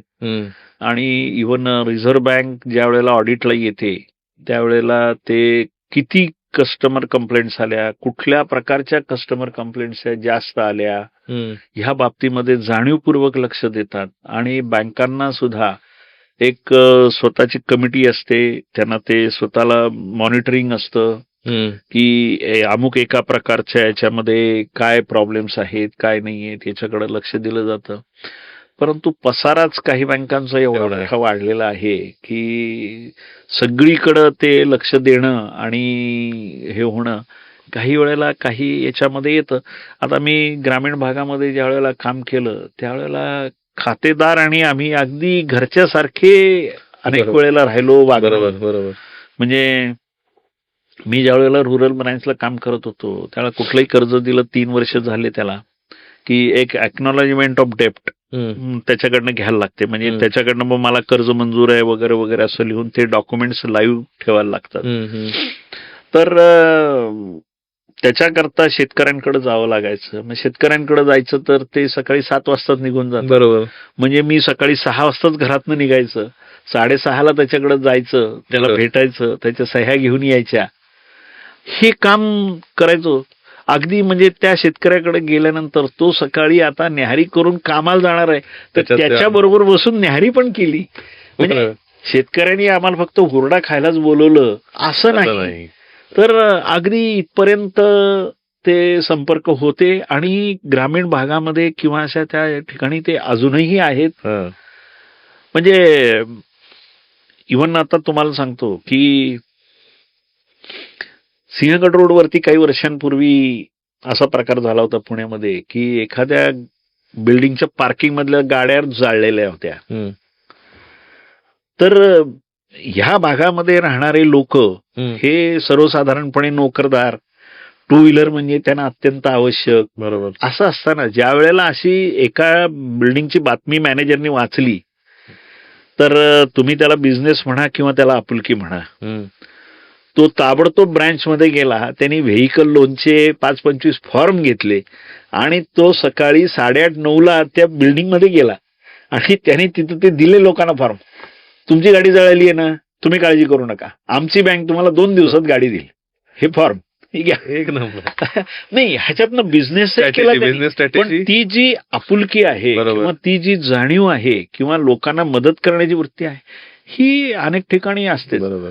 परंतु सगळ्याच गोष्टींमध्ये जे कमर्शियलायझेशन झालेलं आहे, व्यापारीकरण झालेलं आहे आणि केवळ नफा आणि पैसा पाहिजे किंवा झटपट पाहिजे, ह्या वृत्ती ज्या मोठ्या प्रमाणात सार्वत्रिक बोखाळलेल्या आहेत, त्याचं नाही म्हटलं तरी काही प्रमाण, काही प्रकार हा सर्व क्षेत्रांप्रमाणे बँकेत सुद्धा काही वेळेला तुम्हाला अनुभवाला आला असेल. नाही असं नाही. मग आता असे, आता ऍज अ HR म्हणून मी विचारतोय की असे काही इन्सिडेंट्स आठवत आहेत का की तुम्हाला आलं आणि तुम्हाला ते टॅकल करायला लागले किंवा सिमिलर असं काय? नाही, बँकांमध्ये काय होतं की एखादी पर्टिक्युलर सिच्युएशन आम्हाला हँडल करायला लागते, तर हे ब्रँच लेव्हलला जास्त असतं. HR बाबतीमध्ये तुम्ही जर म्हणाल तर discipline and appeal regulations he already सगळ्या बँकांमध्ये स्टँडर्डाइज फॉर्ममध्ये असतात. दुसरा भाग जो असतो तो असा आहे की ह्या बाबतीमध्ये पूर्वी एम्प्लॉई युनियन्स ह्या खूप स्ट्रॉंग होत्या. त्यामुळे कुठल्याही कर्मचाऱ्यावरती डिसिप्लिनरी ऍक्शन घेतली की युनियन त्याच्या बाजूने उभी राहायची. त्या बाबतीमध्ये कोर्टात खटले असायचे. अनेक वेगवेगळे डिसिजन्स हे लेबर कोर्टातून किंवा हायकोर्टातून, सुप्रीम कोर्टातून आलेले आहेत. म्हणजे ते किती प्रमाणात यावे, तर supreme court on leaves of the employees अशा प्रकारचं पुस्तक मला वाचायला मिळालं की मला रजा जी काढायची आहे आणि त्याकरता मी सुप्रीम कोर्टापर्यंत मला जायला लागतं. तर म्हणजे त्याला बँकेने नाकारल्यानंतर तो वरती गेला, युनियन गेली वरती. हा जो सगळा प्रकार आहे तो ते रजेसारखा विषय सुप्रीम कोर्टापर्यंत जाऊ शकतो का? तर हो, जाऊ शकतो. म्हणजे काय नोकरीतनं काढून टाकलंय म्हणूनच त्याला फक्त तो कोर्टात गेला असं नाही. तर वेगवेगळ्या गोष्टी. पण ह्यातनं काय झालेलं आहे की एक सिस्टीम सगळी तयार झालेली आहे. त्यामुळं अमुक एक घटना झाली तर जनरली कसं असतं बँकांमध्ये की डिसिप्लिनरी अथॉरिटी म्हणून एक व्यक्ती नेमलेली असते, म्हणजे शिस्तभंग कारवाई अधिकारी. तर जर समजा एखादा कर्मचारी चुकीचं वागलेला आहे किंवा काही घोटाळा झालेला आहे किंवा काही इतरही काही अडचणी असतील आणि जर समजा बँकेला एक स्टाफ अकाउंटेबिलिटी पॉलिसी नावाची पॉलिसी प्रत्येक बँकेमध्ये आहे की एखाद्या कामाची जबाबदारी नक्की कोणाची, त्याची जी जबाबदारी आहे त्या जबाबदारीप्रमाणे त्यानं जर ते काम पूर्ण केलं नसेल तर त्याच्यावरती काही कारवाई करता येते का, करायची झाली तर ती काय लेव्हलची करायची. विशेषतः हे सगळं शिस्तभंगाच्या विरुद्ध जास्त असतं. नॉर्मल कोर्समध्ये कामामध्ये चुका होणं किंवा कामामध्ये हलगर्जीपणा होणं हे कॉमन आहे. म्हणजे तुम्ही अगदी हॉटेलमध्ये गेलात तरी सुद्धा तुम्हाला असा अनुभव येईल की तो वेटरकडनं काहीतरी चुकतं. बरोबर. मग म्हणून तसं बँकेच्या कर्मचाऱ्याचं पण चुकतं का? तो हो, चुकू शकतं. पण म्हणून लगेच त्याला खूप मोठी शिक्षा असते अशातला भाग नाही. पण एक नियमावली आहे, एक सिस्टीम आहे, एक प्रोसिजर आहे आणि त्यामुळं त्या ज्या सगळ्या गोष्टी आहेत त्या चॅनलमधून हँडल होतात. तसं ब्रँचेस म्हणून जर तुम्ही म्हणाल तर खूप काही वेगळे अनुभव किंवा सांभाळून घेणारे वरिष्ठ किंवा काही प्रसंग असे असतात. गंमतशीर तुम्हाला सांगतो, मी ब्रँच मॅनेजर म्हणून गेलो. ब्रँच नवीन उघडलेली होती आणि एक टेलिफोन ऑपरेटरची माझी ओळख झाली. त्यानं मला सांगितलं की सर, हे अमुक एक व्यक्ती आहे ना, तर ती प्रायमरी ब्रोकर म्हणून काम करते, शेअर्स करता, तर त्यांच्याकडे तुम्ही जाऊन या. मला टीप मिळाल्यासारखं मी आपलं गेलो त्याच्याकडं. त्याने मला सांगितलं की नाही, हे म्हणे काही आमचं तर काही इंटरेस्ट नाही बँकेमध्ये एवढी ठेवण्यामध्ये. आम्ही सगळे लोकांनी शेअर्स घ्यावेत, माझ्याकडे हे सगळ्या कंपन्यांचे फॉर्म्स असतात. मग तुम्ही असं करा की तुम्ही स्टॉक इन्व्हेस्ट देऊ शकत असाल तर मी लोक तुमच्याकडे पाठवतो. स्टॉक इन्व्हेस्ट ही काय स्कीम आहे, तर पूर्वी शेअर्स खरेदी करण्याकरता त्या कंपनीकडे पैसे पाठवायला लागायचे, ते त्या कंपनीकडेच राहायचे. शेअर अलॉटमेंट पूर्ण झाल्यानंतर त्यातली ठराविक रक्कम, पूर्ण रक्कम किंवा सगळी रक्कम खातेदाराला परत मिळायची. बरोबर. हा जो काही प्रकार होता, तर याच्यावरती बँकांनी स्टॉक इन्व्हेस्ट म्हणून एक ड्राफ्ट सारखं इन्स्ट्रुमेंट आणलं की ज्याच्यामध्ये मी लिहिलेलं आहे की श्रुत तोरो यांनी तुमच्या कंपनीमध्ये इतके इतके शेअर करता अर्ज केलाय, ते पैसे देण्याची हमी आम्ही घेतो आणि तुम्हाला काय असेल ते आम्हाला तुम्ही कळवा. बरोबर. आता त्यावेळेला तुम्ही समजा 50,000चे शेअर्स करता अर्ज केला असेल तर तुम्ही 50,000 आमच्याकडे ठेवायचे, ते आम्ही शॉर्ट टर्म डिपॉझिटमध्ये ठेवणार आणि ते तुम्हाला ते इन्स्ट्रुमेंट इश्यू करणार, तुम्ही ऍप्लिकेशन बरोबर ते पाठवून द्यायचं. आता त्याच्याकरता आजबा नावाची स्कीम, आता त्याचं नवीन व्हर्जन आलेलं आहे, application supported by blocked amount असं त्याचा लॉंग फॉर्म आहे, आजबा.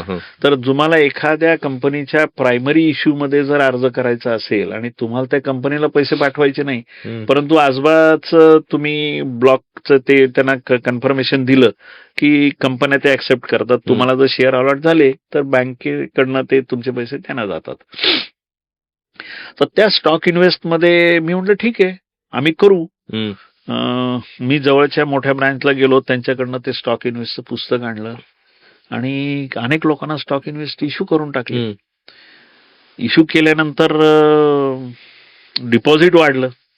डिपॉझिट ते शॉर्ट टर्म डिपॉझिटमध्ये होते. मला रिजनल ऑफिसचे आमचे एक डेव्हलपमेंट ऑफिसर होते, त्यांचा फोन आला, अरे म्हणे तुझं डिपॉझिट वाढलेलं दिसतंय, नक्की काय मिळालं, कुठलं डिपॉझिट मिळालं? म्हटलं सर काय झालं की ते शॉर्ट टर्म डिपॉझिट आहे, त्याच्यामुळे मी फारसं कळवलं नाही. नाही पण किती दिवसाकरता मिळालं? मग त्यांना सांगितलं स्टॉक इन्व्हेस्ट तू इश्यू केले, पण तुला हेड ऑफिसची परवानगी कुठे आहे? म्हणजे मग त्यांनी सांगितलं की नाही, त्याला हेड ऑफिसची परवानगी घ्यायला लागते, असं नाही करता येत ते. मग तू आता असं कर म्हणे, ताबडतोब पहिल्यांदा मला एक फॅक्स कर अर्ज की मला स्टॉक इन्व्हेस्ट इश्यू करायला आमच्या ब्रँचला परवानगी मिळावी आणि तुला किती इश्यू केले ते मला एक आकडा कळवून ठेवतो. मग मी पत्र लगेच तयार केलं, त्यांना फॅक्स केलं, त्यांनी ते हेड ऑफिसला पाठवलं. 2 दिवसामध्ये परवानगी मिळवून दिली. परंतु व्यवसाय मिळवण्याच्या नादामध्ये काही वेळेला कशा गोष्टी होतात, असं होतं. आता सांभाळून घेणारे होते म्हणून. हो, हा नाही, तो शेवटी व्यवसाय ज्या वेळेला त्या माणसाचं इंटेन्शन बरोबर आणि त्याचं काम त्यांनी जे केलेलं आहे ते संस्थेकरता केलेलं आहे म्हटल्यानंतर मग त्याला अडवलं जात नाही. बरोबर. परंतु ज्या वेळेला इंटेन्शन हे बोनाफाईड नाहीये, ते मालाफाईड आहे असं जर जाणवलं तर मात्र मग त्या ठिकाणी नक्कीच विषय येऊ शकतो. बरोबर. मी एका गावामध्ये असताना तिथे एक सराफ होते आणि त्यांच्यावरती इन्कम टॅक्सची धाड पडली. 10-15 दिवस झाल्यानंतर ते माझ्याकडे आले आणि मला झेरॉक्स दाखवले, म्हणाले एवढ्या पावत्या आहेत, पण इन्कम टॅक्स डिपार्टमेंट म्हणते की ह्या पावत्या ह्या तुम्ही आत्ताच केलेल्या आहेत. बर. आणि ह्या वर्षीच्या उत्पन्नात तुम्ही दाखवलेलं नाही, गेल्या वर्षीचे उत्पन्न. अहो म्हणे हे पैसे माझे वर्षानुवर्ष बँकेकडे आहेत, मला तसं सर्टिफिकेट पाहिजे. अरे बापरे, म्हणलं आता हे तसं सर्टिफिकेट म्हटलं सगळं रेकॉर्ड काढावं लागेल, तुम्ही करा म्हणे माझ्याकरता. मग त्यानंतर मी सुट्टीच्या दिवशी तिथं ब्रँचमध्ये जाऊन बसलो, जुनी लेजर्स काढली आणि किंवा अमुक साली त्यांनी ह्या नावाने एवढे पैसे ठेवले, हा खाते नंबर, हा पावती नंबर, त्याची मुदत अमुक संपली, मग त्याच्यानंतर अमुक झालं. अशा पद्धतीनं त्यांना एक चेन सगळी तयार करून सर्टिफिकेट तयार करून दिली. पण हे सगळं जे हँडल करणं असतं ना, हे तुम्हाला म्हणतो त्या माणसावरती अवलंबून असतं की कोण काय करतं. बरोबर. ह्याच्यातनं काही अनावस्था प्रसंगही एखाद्या वेळेला ओढवू शकतात. एकदा एक आमच्याकडे मोठे ठेवीदार आजोबा होते हम्म. आणि त्यांची ठेव मोठी म्हणजे किती असावी, हम्म. तर साधारणपणे माझ्या वार्षिक उत्पन्नाच्या 20-25 पट एवढी मोठी ठेव त्यांची बापरे. आमच्याकडे होती. ते वारले एक दिवस. ते वारल्यानंतर काही दिवस गेले थोडेसे 4-8, 10-15 आणि मग एक 7-8 जण त्यांच्या घरातले सगळे आले, वारसदार आले आणि त्यांनी मला सांगितलं की बा मला हे असं आजोबांचं नाव कमी करायचं आणि ह्या पावतीवर याचं नाव वाढवायचं, त्या पावतीवर त्याचं नाव वाढवायचं. त्यांनी त्यांचा विचार केला होता. ते आले, मग त्यांचा एक अर्ज घेतला, ते डेथ सर्टिफिकेट घेतलं आणि 3 ठिकाणी बदल करायला लागणार होता. एक लेजरमध्ये, दुसरं ठेव पावतीवरती आणि तिसरं अकाउंट ओपनिंग कार्डावरती, कारण ज्याचं नाव वाढवायचं त्याची सही म्हणायला पाहिजे. हे सगळं करून दिलं त्यांना. ते गेले आणि ह्या गोष्टीला आज आता 35 पेक्षा जास्त वर्ष झाली तुम्हाला सांगतो. मध्ये एक 4-8 वर्षापूर्वी माझ्या असं एकदम लक्षात आलं की अरे आपण काय केलं त्यावेळेला, ह्याची केवढी मोठी नियमावली असते. म्हणजे एखादी व्यक्ती जर वारली तर त्याचे पैसे त्याच्या वारसांना देण्याकरता काही नियमावली आहे, काही पद्धत आहे, काही बँकेचे नियम आहेत आणि त्याचे अधिकार असतात. म्हणजे असं नसतं की तुम्ही एखादी व्यक्ती वारली की त्याचे वारस बँकेत गेले की तो बँकेच्या काउंटरवर बसलेला किंवा तो तिथला ब्रँच मॅनेजर लगेच सगळा बदल करून दिला, असं नाहीये. पण मी तो डायरेक्ट बदल करून दिला होता. आणि एवढं सगळं झाल्यानंतर पुढं ते वारस कधीही तक्रार घेऊन आले नाहीत. आता त्याच वेळेला ते वारस 50च्या आसपास होते, कारण ते आजोबा वारले ते 90 वर्षाचे असतील. म्हणजे आता मला काही प्रॉब्लेम नाही. पण आता जर विचार केला तर हे असं होतं. आपण कस्टमर हँडलिंग आणि कसं आहे, त्या माणसावरती विश्वास ठेवून आपण या गोष्टी करतो, पण सिस्टीम कुठेतरी वेगळी जर झाली आणि हे जर सगळं उलटलं तर काय, हे तेव्हा विचार करत नाही. खरं बँकिंग सिस्टीम जी आहे ना तीच मुळात सगळी विश्वासावर अवलंबून आहे. बरोबर. म्हणजे कसं आहे तुम्हाला सांगतो की तुम्ही विचार जर केलात तर तुमच्याकडे 50,000 रुपये आहेत, तुम्ही बँकेत जाता, तुम्ही एक स्लिप भरता, 50,000 रुपये जमा करता, तो तुम्हाला एवढीशी एक काउंटर फाईल देतो किंवा तुमच्या पासबुकमध्ये एंट्री करून मिळते तुमचे 10,000चे 60,000 रुपये झालेले आहेत. You are happy, you are satisfied आणि यू आर रेस्ट अश्युअर्ड. तुम्हाला काही काळजी वाटत नाही. तुम्हाला बँकेमध्ये फिक्स्ड डिपॉझिट ठेवायचं आहे, तुम्ही बँकेमध्ये जाता, तुम्ही बँकेमध्ये फिक्स्ड डिपॉझिट ठेवता, त्याची पावती मिळते तुम्हाला, त्याच्यावरती कोणीतरी सही केलेली आहे. 5 वर्षांनी जेव्हा मुदत संपते, ज्या वेळेला तुम्ही बँकेत जाता त्यावेळेला ते पैसे ज्यांनी कुणी सही करून दिली पावती, तो माणूस बदलून गेलेला असतो, एखाद्या वेळेला तो रिटायर झालेला असतो, दुर्दैवाने एखाद्या वेळेला तो वारलेला सुद्धा असू शकतो. बरोबर. पण 5 वर्षांनी तुम्हाला तुमचे पैसे 100% परत मिळतात. तुम्ही आज 50,000 रुपये भरून तुमच्या पासबुकमध्ये एंट्री करून घेतलेली आहे. तुम्ही ज्या वेळेला पैसे काढायला जाता त्यावेळेला तुम्हाला ते पैसे मिळतात. बरोबर. आज आता तुम्हाला एखादा SMS येतो आणि तुम्हाला कळतं की टोरोना 20,000 रुपये ट्रान्सफर केलेले आहेत. Your account has been created, you are satisfied, you are assured. ही जी एक आर्थिक आणि सामाजिक आपली अशी ही जी काही एक रचना झालेली आहे बँकांची, ही खूपच महत्वाची आहे. बरोबर. आपण त्यामुळं अत्यंत निश्चिंत सिक्युअर वाटतं. तुम्हाला फक्त SMS येतोय आता, तुम्ही काही बघत नाहीये. लॉकरच्या बाबतीतही असंच असतं. लॉकरमध्ये तुम्ही वस्तू ठेवता आणि निश्चिंत असता, बरोबर, हे लॉकरमध्ये आहे, आता याला काही होणार नाही आणि खरोखर काही होत नाही त्याला. त्या बाबतीमध्ये ही जी काही एक सामाजिक आर्थिक व्यवस्था आपल्याकडं सगळीकडे जगभरच तयार झालेली आहे, ही सर्वसामान्याच्या अत्यंत उपयोगाची. मनी ट्रान्सफर असू दे किंवा पैसे साठवणं असू दे, फक्त आता एकच झालं की अव्हेन्यूज खूप वाढले, म्हणजे पर्याय खूप नव्यानं उपलब्ध झाले. फार पूर्वीचा जर विचार केला तर नॅशनल सेव्हिंग सर्टिफिकेट, इंदिरा विकास पत्र, किसान विकास पत्र किंवा पोस्टल डिपॉझिट, बँकेच्या एफडी वगैरे अशी एक ठराविक लोकांना माध्यम माहिती माहिती होती होती. की आणि सोनं आणि जमीन बरोबर. याच्यामध्ये मी पैसे गुंतवायचे. बाकीचे कुठले पर्याय हे लोकांच्या समोर नव्हते. हम्म. युनिट ट्रस्ट ऑफ इंडिया जरी होतं तरी युनिट ट्रस्टकडे जाणारे, शेअर्समध्ये पैसे ठेवणारे, टाकणारे, पैसे काढणारे ह्याच्यामध्ये खूप कमी वर्ग होता. हम्म. अगदी तसा विचार केला तर हर्षद मेहताच्या काळामध्ये जे लोकांनी पैसे गुंतवले आणि मग सुरुवातीला लोकांचे पैसे खूप वाढले आणि नंतर बरं. एकदम कमी झाले. खूप डबघाईला आले लोक, अडचणीत आले. पण तरी सुद्धा नंतर हळूहळू म्युच्युअल फंड्स हे सेटल झाले. मग लोकांच्या गरजेप्रमाणे असंख्य प्रकारचे म्युच्युअल फंड्स निघाले आणि आज म्युच्युअल फंडामध्ये कोट्यावधी रुपये बरोबर. लोक तिथे ठेवतात. बरोबर. लोकांचे पैसे आहेत, लोकांना माध्यमं तयार झाली. म्हणजे फक्त सोनं घेऊ, जमीन घेऊ किंवा बँकेत फिक्स डिपॉझिटमध्ये ठेवू असं नाही, बरोबर. तर रिझर्व्ह बँकेचे बॉन्ड्स आहेत बरोबर. किंवा प्रायव्हेट बॉन्ड्स आहेत किंवा शेअर्स आहेत, डिबेंचर्स आहेत, वेगवेगळे पर्याय त्याला उपलब्ध झाले आणि त्याबरोबरच लोकांना कर्जाच्या सुविधा सुद्धा खूप मोठ्या प्रमाणामध्ये उपलब्ध झाल्या. बरोबर. जे लिबरलायझेशन झालं, म्हणजे मी जे सुरुवातीला सांगितलं की रिझर्व्ह बँकेने लिबरलायझेशन म्हणजे बँकांचे इंटरेस्ट रेट कमी बदलले किंवा त्यांना परवानगी दिली. बरोबर. त्यामुळे एक प्रकारची स्पर्धा अशी तयार झाली की ती बँक 10% कर्ज देते का, आम्ही 9.5% देऊ, आम्ही 8% देऊ. मग तुम्ही पण विचार करायला लागला, अरे मी 10% घेऊ का 9% घेऊ, बरोबर. मी इकडे घेऊ का मी तिकडे. तिकडे जाऊ. बरोबर. ह्याच्याबरोबर तुम्हाला सांगतो एनबीएफसीचा वाढ खूप मोठ्या प्रमाणामध्ये झाली.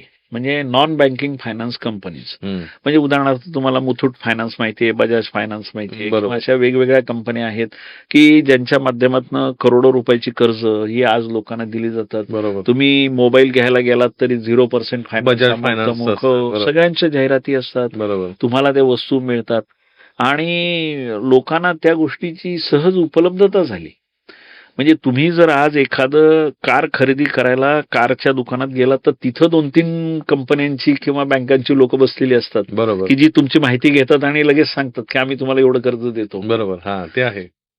ह्या घर बांधायला सुद्धा पूर्वी एचडीएफसी जे हाऊसिंग डेव्हलपमेंट फायनान्स कॉर्पोरेशन हे जी काही एक सरकारी संस्था होती तेवढ्याच द्यायच्या. बँका घर बांधायला कर्ज देत नव्हत्या. त्या 2000च्या दरम्यान आणि त्याच्यानंतर जास्त मोठ्या प्रमाणामध्ये ते सुरू झालं आणि मग त्याच्यानंतरच मग हे सगळं चित्र पालटलेलं आहे. लोकांची क्रयशक्ती वाढलेली आहे. क्रयशक्ती म्हणजे पर्चेसिंग पॉवर, म्हणजे आपण काय खरेदी करतो, किती खरेदी करू शकतो, पैसा उपलब्ध कसा आहे, ह्यातनं खूप मोठ्या प्रमाणामध्ये आर्थिक क्रांती देशामध्ये झाली. आपल्या देशात झाली, इतर जगातही झाली आणि आपल्याकडं रिझर्व्ह बँक वगैरे किंवा सरकार हे खूप जागरूक असल्यामुळं आणि नियमांचा पाठपुरावा हा जास्त केला जात असल्यामुळं आता जरी समजा जगभर काही प्रॉब्लेम निर्माण झाले तरी भारतातल्या बँकिंग इंडस्ट्रीमध्ये ते प्रॉब्लेम तुम्हाला आढळत नाहीत. कारण त्याच्याकरता जे स्ट्रॉंग बेस असायला पाहिजे आणि जे नियम पाळले जायला पाहिजेत. म्हणजे मी जे तुम्हाला मध्ये म्हटलं की रिस्क मॅनेजमेंट हा विषय नव्यानं 2000 साली इंट्रोड्यूस झाला, तो रिझर्व्ह बँकेनं खूप लावून धरला आणि हळूहळू सगळ्या प्रकारच्या रिस्कमध्ये ते कव्हर व्हायला लागलं. पूर्वी काय होतं, फक्त ऑपरेशनल रिस्क कव्हर केली जात होती. म्हणजे काय होतं किंवा बँकेमध्ये तुम्ही सोनं ठेवलंय किंवा बँकेमध्ये तुम्ही तुमचं लॉकर आहे किंवा बँकेमध्ये तुम्ही रोख पैसे ठेवले तर हे सुरक्षित राहिले पाहिजे. मग त्याच्याकरता स्ट्रॉंग रूम आहे, मोठा दरवाजा आहे, अमुक आहे, तमुक आहे, तिजोरी आहे, 2 जणांच्याकडे किल्ले आहेत, एक ठीक आहे, फायर अलार्म आहे, अमुक आहे वगैरे, हे ऑपरेशनल झाल्या. परंतु इंटरेस्ट रेट रिस्क हा जो काही प्रकार आहे हा एक बँकांच्या करता एक वेगळा विषय आहे. म्हणजे किंवा आता हेज फंड्स असतील, म्हणजे म्युच्युअल फंड हे सामान्य माणसाच्या याच्यामध्ये झाले, बरोबर.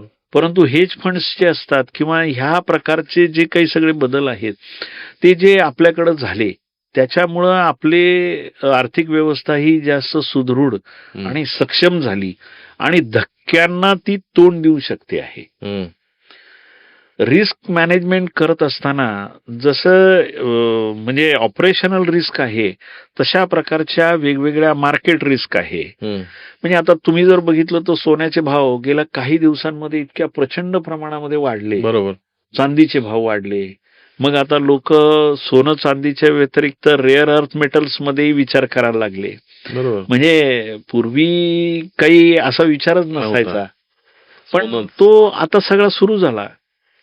आणि पूर्वी कसं होतं 22 कॅरेट का 24 कॅरेट एवढंच फक्त डिस्कशन असायचं. पूर्वी कसं होतं पैसा हा फक्त नाणी या स्वरूपामध्ये होता. कवड्या, नाणी, अमुक तमुक वगैरे. नंतर मग पेपर करन्सी आली, बरोबर. कागदी आली. हो. त्याच्यानंतर प्लास्टिक मनी आलं. प्लास्टिक मनी आलं म्हणजे माझं ATM card, debit card, card वगैरे बरोबर. जे क्रेडिट कार्ड आहे बरोबर. ते प्लास्टिकचं आहे. बरोबर. ती प्लास्टिक करन्सी आली. त्याच्यानंतर आता इलेक्ट्रॉनिक करन्सी आली. त्याच्यानंतर आता डिजिटल करन्सी आली. आता बिटकॉइन चांगलं आहे का वाईट आहे, ठेवावे का न ठेवावे, किंवा मला काही कळत नाही, तुम्हाला कळतंय, तुम्ही सांगितलंय, मी करावं का न करावं, किंवा काय जे वेगवेगळे विषय आहेत. बरोबर. परंतु एक डिजिटल करन्सी आता आपण आणायची आहे असं गव्हर्नमेंटनं सुद्धा ठरवलं आहे आणि त्या पद्धतीनं रिझर्व्ह बँकेचं कामकाजही चालू आहे. तर ह्या ज्या सगळ्या गोष्टी आहेत, हा जो झालेला बदल आहे ना, हा खूपच आश्चर्यकारक आणि थक्क करणारा बदल आहे. बरोबर. म्हणजे बुक किपिंग डबल एंट्रीचं जे मॅन्युअल मध्ये असताना होतं तेच आजही आहे. ते त्याच्याशिवाय तुम्हाला पर्याय नाहीये. सेव्हिंग अकाउंट हे तुमचं पूर्वीही होतं आणि आजही आहे. बरोबर. परंतु तुम्हाला मिळणाऱ्या सर्व्हिसेस ह्याच्यामध्ये हा जमीन मोठ्या आसमान फरक प्रमाणामध्ये बदल झाला. आणि त्यामुळं काय झालं की कर्मचाऱ्यांना सुद्धा स्वतःच्या पर्सनॅलिटी डेव्हलपमेंट करता, पर्सनॅलिटी म्हणजे माझं बाह्यरूप काय आहे याच्याबद्दल नाही बोलत मी, तर नॉलेज एनरिचमेंट करता त्याला खूप अत्यंत आवश्यकता निर्माण झाली की नवनवीन टेक्नॉलॉजी येते, नवनवीन सगळं काही येतं, तर ते त्याला माहिती पाहिजे, त्याला ते समजलं पाहिजे, त्याला ते वापरता आलं पाहिजे. म्हणजे कार्बन कॉपी काढून म्हणजे कार्बन ठेवण्यापेक्षा ते वेगळ्या बाबतीत आपण जास्त एज्युकेट होणं हे गरजेचं आहे. अगदी म्हटलं तसं कसं झालं तुम्हाला सांगतो की एक Indian institute of banking and finance, एक IIBF नावाची एक संस्था आहे. ती संस्था बँकांच्या करता, कर्मचाऱ्यांकरता परीक्षा घ्यायची. त्याला CIB1, CIB2 असं पूर्वी नाव होतं. नंतर त्यांनी JIIB आणि CIIB असे नाव केलं त्याचं, junior associate of Indian institute of bankers आणि certified associate of Indian institute of bankers, CIIB, JIIB. तर ती परीक्षा जर पास झालं तर बँकेमध्ये इन्क्रिमेंट दिलं जातं, प्रमोशन करता मार्क दिले जातात आणि एक बँकिंग रिलेटेड अभ्यासक्रम हा त्याच्यामध्ये असतो आणि तो पूर्ण करायचा. त्याची परीक्षा असते. परीक्षा खूप अवघड घेतात ते, कारण त्याचा इन्क्रिमेंटशी संबंध असतो. बरोबर. आणि म्हणजे असं आहे की पासिंग 50ला, म्हणजे पूर्वी आम्हाला पासिंग 35ला हेच माहित होतं, तिथं पासिंग 50ला आणि 47-48 मार्क पडून नापास झालो अशा विद्यार्थ्यांची संख्या जास्त, म्हणजे अत्यंत काटेकोर मार्क द्यायचे. बरोबर. ह्या पद्धतीनं ती संस्था परीक्षा घेते. तर त्या संस्थेचे जे कोर्सेस आहेत तर ते मी तुम्हाला जे सुरुवातीला सांगितले JIB आणि CIB ह्याच्या व्यतिरिक्त आता त्यांनी असंख्य कोर्सेस काढले, असंख्य परीक्षा घेतात ते. म्हणजे खूप मोठ्या प्रमाणामध्ये सर्व बँकांमधल्या वेगवेगळ्या विषयांवरती ते आता सगळ्या परीक्षा घेतात. आणि जसं मेडिकल सायन्समध्ये किंवा इंजिनिअरिंगमध्ये स्पेशलायझेशन आहे तसं बँकिंग इंडस्ट्रीमध्ये पण स्पेशलायझेशन आता हे खूप होत चाललं. म्हणजे उदाहरणार्थ इंडस्ट्रीयल फायनान्स करायचा असेल किंवा ऍग्रिकल्चर फायनान्स करायचा असेल तर इंडस्ट्रीयल फायनान्समध्ये काय आहे की तिथं एक सप्लाय चेन आहे, तिथं प्रोडक्शन आहे, तिथं मार्केटिंग आहे आणि एक सायकल आहे की मी कच्चा माल घेतल्यापासून तर माझा पक्का माल तयार झाला आणि तो विकला गेला आणि मला पैसे आले. हे जे सायकल आहे तेवढ्या सायकल करता मला पैसे लागणार आहेत. बरोबर. तर मला नक्की कच्चा माल किती लागणार आहे किंवा किती स्टोरेज करायला लागणार आहे, का तो इझिली अवेलेबल आहे, का तो इम्पोर्ट करायला लागणार आहे, वेगवेगळे विषय त्याच्यामध्ये यायला लागले. शेतीचा जर तुम्ही विचार कराल तर ऍग्रिकल्चर फायनान्स हा पूर्णपणे वेगळा येतो. म्हणजे कसं आहे की आता आम्ही समजा ट्रॅक्टर दिला किंवा इलेक्ट्रिक मोटर पाईपलाईन दिली आणि त्याचा दर महिन्याला हप्ता ठेवला, शेतकरी कुठून दर महिन्याला त्याचे पैसे भरणार? बरोबर. जर समजा तो ऊसाचं पीक घेत असेल, तो द्राक्षाचं पीक घेत असेल, तो कापसाचं पीक घेत असेल, त्याला काही दर महिन्याला पैसे मिळत नाहीत. मग त्याच्या कर्जाचा जो हप्ता आहे तो त्या क्रॉपिंग पॅटर्न नुसार ठेवायला लागतो. म्हणजे त्याला पहिल्यांदा विचारायचंय की तू नक्की काय पीक घेणार पीक आहेस, घेणार आहे. त्या पिकाचा म्हणजे हार्वेस्टिंग सीझन काय आहे, त्याचा जो Correct. हार्वेस्टिंग सीझन आहे त्याच्यानंतर त्याला पैसे नक्की केव्हा मिळणार आहेत. हे स्टडी आहे. मी जरी आज द्राक्ष बाजारात विकायला आणली तरी मला लगेचच्या लगेच सगळे पैसे मिळत नाहीत. बरोबर. हो. मग त्याप्रमाणे त्याचा क्रॉप हार्वेस्टिंग सीझन नुसार मग त्याचं मार्केटिंग कधी होणार, त्याला पैसे कधी मिळणार आणि त्याला ज्या वेळेला पैसे मिळणार आहेत त्यावेळेला कर्जाचा हप्ता आला पाहिजे. बरोबर. असं त्याच्यामध्ये जे बदल आहे. तर ह्या सगळ्या गोष्टी म्हणजे खूप स्पेशलायझेशन झालेलं बरोबर. आहे बरोबर. त्याच्यामध्ये. बरोबर. म्हणजे आणि हे मग आता इंडस्ट्रीयल फायनान्स झाला तर त्याच्यामध्ये एवढ्या प्रकारच्या इंडस्ट्रीज असतात आणि त्या इंडस्ट्रीचे इंट्रिकसीज काय आहेत, त्याच्यामध्ये नक्की काय आहे, मग त्याच्यामध्ये अभ्यास करणारी लोक झाली. किंवा होतं कसं की खोटेपणा सुद्धा खूप वाढतो. म्हणजे कसं आहे की मला मशीन घ्यायचं आहे, तर ते मशीन जर मी जास्त किंमत दाखवली बँकेला, कोटेशन जास्तीचं घेतलं, तर बँकेने तसं मंजूर करावं का? नाही, तर बँकेने त्याचं व्हॅल्युएशन करायला पाहिजे, ते बघायला पाहिजे, चेक करायला पाहिजे की हे मशीन खरोखर, किंवा मी एखादं मशिनरी इम्पोर्ट करणार आहे तर खरोखर तिचं लाईफ किती आहे, ती टेक्नॉलॉजी काय आहे, whether that technology is going to be continued or it will become obsolete after some time. काही काळानंतर जर समजा ती टेक्नॉलॉजी ही ऑब्सोल्यूट होणार असेल, राहणार टिकणार नसेल, तर मग ती मशिनरी घेऊन उपयोग काय, मला याला कर्ज देऊन उपयोग काय? तर असं त्याच्यामध्ये खूप वेगवेगळं स्पेशल हे पॅटर्न सगळे स्टडी करण्यासाठी स्पेशलायझेशन खरंच पाहिजे. म्हणजे हो, आजकाल पाहिजेच. तर राहिलं नाहीये. ह्या गोष्टी कळणाऱ्या पाहिजेत ना लोकांना. हो. म्हणजे आता नुसतं माझ्यासारखा कर्ज देणं- जो नवीन जुना माणूस असेल तर तो बॅलन्स शीट वाचेल, त्याचे वेगवेगळे रेशो काढेल, त्याच्यातनं त्याला आकडेवारी कळेल. पण हे एक्झिस्टिंग युनिट करता झालं. हो. ज्याला एक्सपान्शन करायचं आहे किंवा ज्या वेळेला काही नवीन एखादी इंडस्ट्रीज मला नवीन करायची आहे, बरोबर. त्यावेळेला ते आता तुम्ही साधं जरी बघितलं ना की ज्या भागामध्ये द्राक्षाचं पीक येतंय किंवा ऊसाचं पीक येतंय, असा कोल्हापूर सांगलीचा भाग जरी आपण घेतला तरी तिथं गुळ करण्याच्या तंत्रज्ञानामध्ये बदल होत गेला. बरोबर. जुन्या पद्धतीनं गुळ, आता तुम्हाला पिवळा धम्म गुळ मिळतो, काळा गुळ मिळतो, ती गुळाची पावडर मिळते, ऑर्गॅनिक गुळ मिळतोय, होय. अमुक मिळतोय. म्हणजे एकच वस्तू. हा. पूर्वी आपल्याला लहानपणी तर गुळ आम्हाला असं एवढंच अजिबात होतं. माहित नाही, किराणा दुकानात जायचं, गुळ घ्यायचं, गुळ घेऊन घरी यायचं, हो. संपला विषय. हा गुळ आहे, संपला. बस. आता द्राक्षाच्या मनुका तयार करायच्या आहेत, बेदाणे तयार करायचे आहेत, द्राक्ष एक्सपोर्ट करायची आहेत. मग ती द्राक्ष एक्सपोर्ट करतात. मध्ये मी काही काळ ऍग्रिकल्चरल सेल्स हेड म्हणून साताऱ्यामध्ये काम केलं होतं, बँकेमध्येच. त्यावेळेला तुम्हाला सांगतो की त्या ठिकाणी जरबेरा फुलांचं मार्केट होतं. तर मी त्याला विचारलं, तो म्हणाला आम्ही ती हैदराबादला, दिल्लीला आणि बंगलोरला 3 ठिकाणी मार्केट आहे त्याचं. आमची गाडी इथं आज फुलं तोडायची, लगेच गाडीत भरायची की ती रातोरात गाडी हैदराबादला जाते, दुसऱ्या दिवशी सकाळी ती मार्केटला असते. बरोबर. म्हणजे हैदराबाद त्याचं मार्केट कसं काय झालं?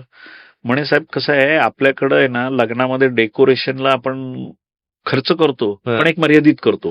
की घरामध्ये लग्न आहे, डेकोरेशन केलं, किती केलं कार्यालयामध्ये, याला मर्यादा आहे.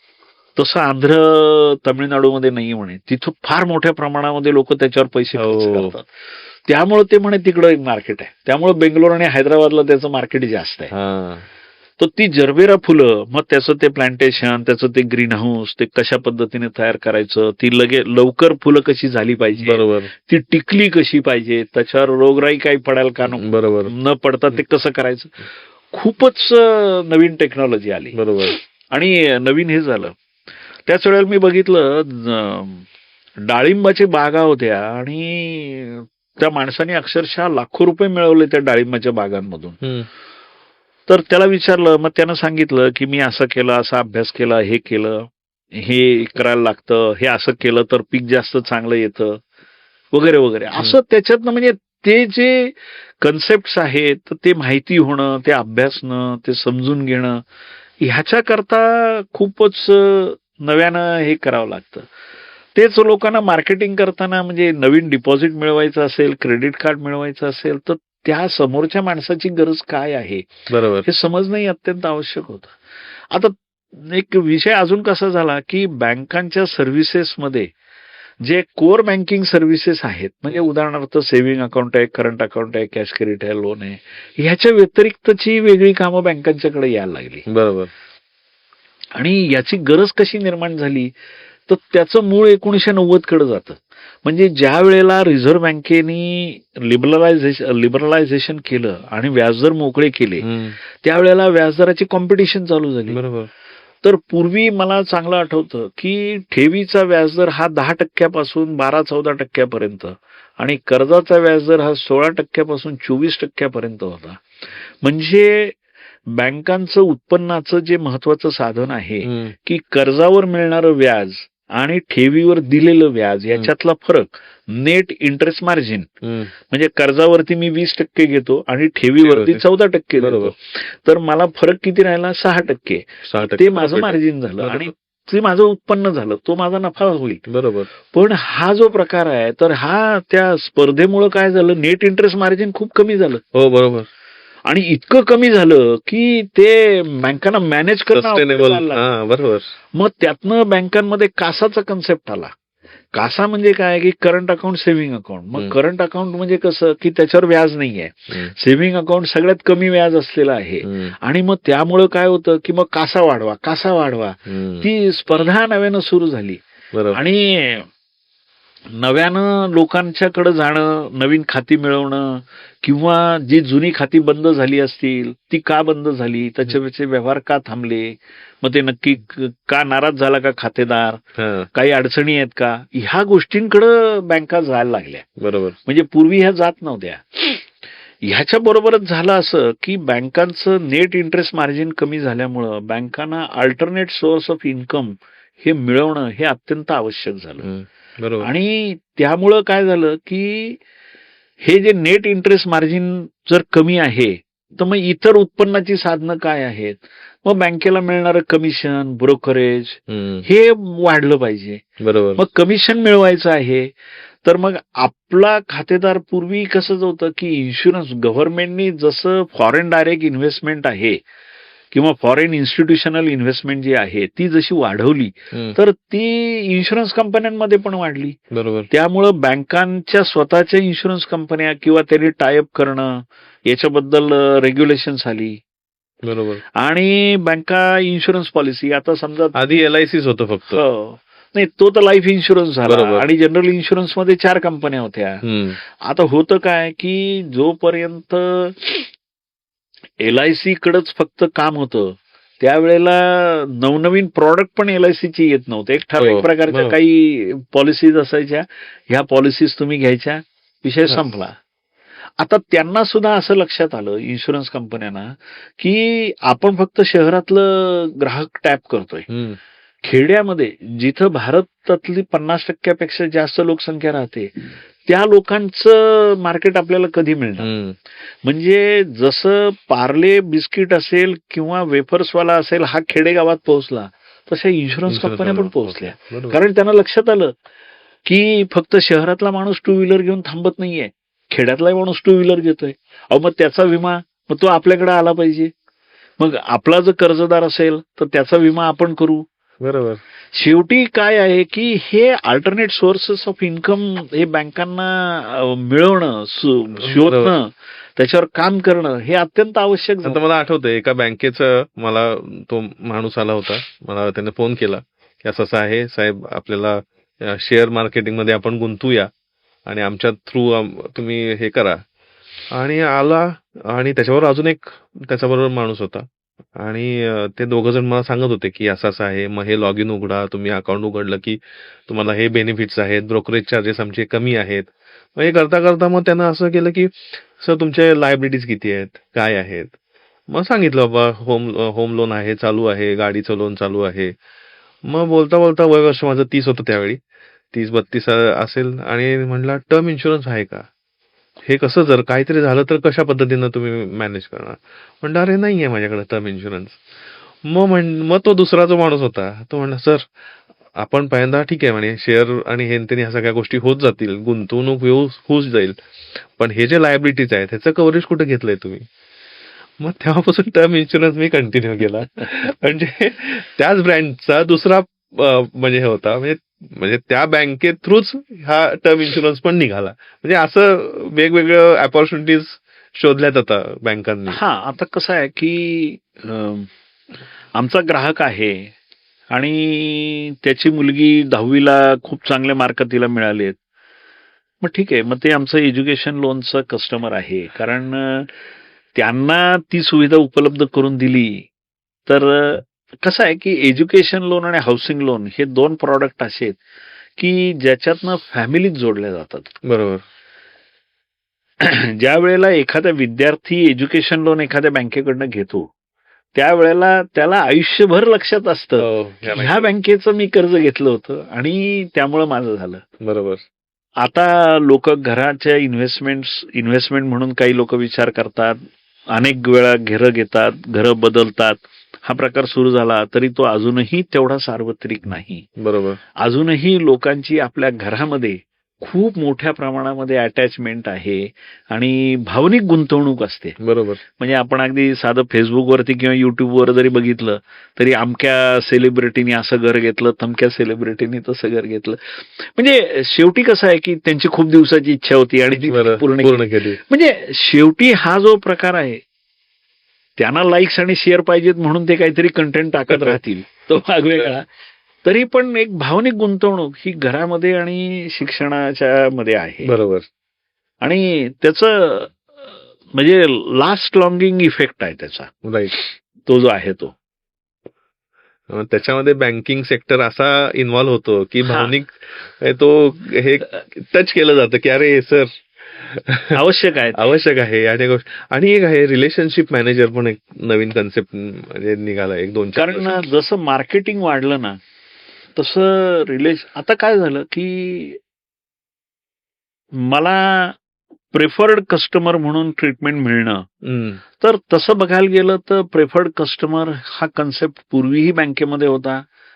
मॅनेजर केबिनमध्ये बसून विड्रॉवल स्लिप किंवा चेक लिहून देणार आणि शिपाई त्याला कॅश मॅनेजर केबिनमध्ये आणून देणार, हा प्रकार असायचा. पण तो अगदी ठराविक लोकांना किंवा कमी असायचा. तर ह्या ठिकाणी आता एकटं राहणाऱ्या वृद्धांची संख्या वाढली किंवा नवरा बायको दोघंच वृद्ध आहेत, ते राहत आहेत, त्यांच्या बँकिंग नीड्स आहेत. तसं ह्या गोष्टी ज्या आहेत तर मला वेगवेगळ्या प्रकारचे व्यवसाय आहेत किंवा खूप असाइनमेंट्स आहेत आणि मला ते सगळं मॅनेज करायला वेळ नाही. तर मग त्यावेळेला मग तो रिलेशनशिप मॅनेजर हा माझ्या कामात येतो. आणि दुसरी गोष्ट काय झाली की नवीन खातेदार मिळवणं याच्याकरता ते रिलेशनशिप मॅनेजरही प्रयत्न करतात. नवीन लोकांना जाऊन भेटणं असेल किंवा हे असेल आणि लोकांच्या गरजा लक्षात घेऊन त्या प्रकारचा व्यवसाय लोकांना उपलब्ध करून देणं, की जसं आता तुम्ही सांगितलं की तुमचा टर्म इन्शुरन्स नाहीये, तुम्ही तो घ्या. बरोबर. तर ग्राहकाची नक्की गरज काय आहे? आज हा 2 व्हीलर वरती आलेला ग्राहक आहे किंवा यांनी माझ्याकडनं 2 व्हीलर घेतली, पण तो सध्या भाड्याच्या घरात राहतो. तर yes, he is my prospective customer for housing loan and car loan. Right.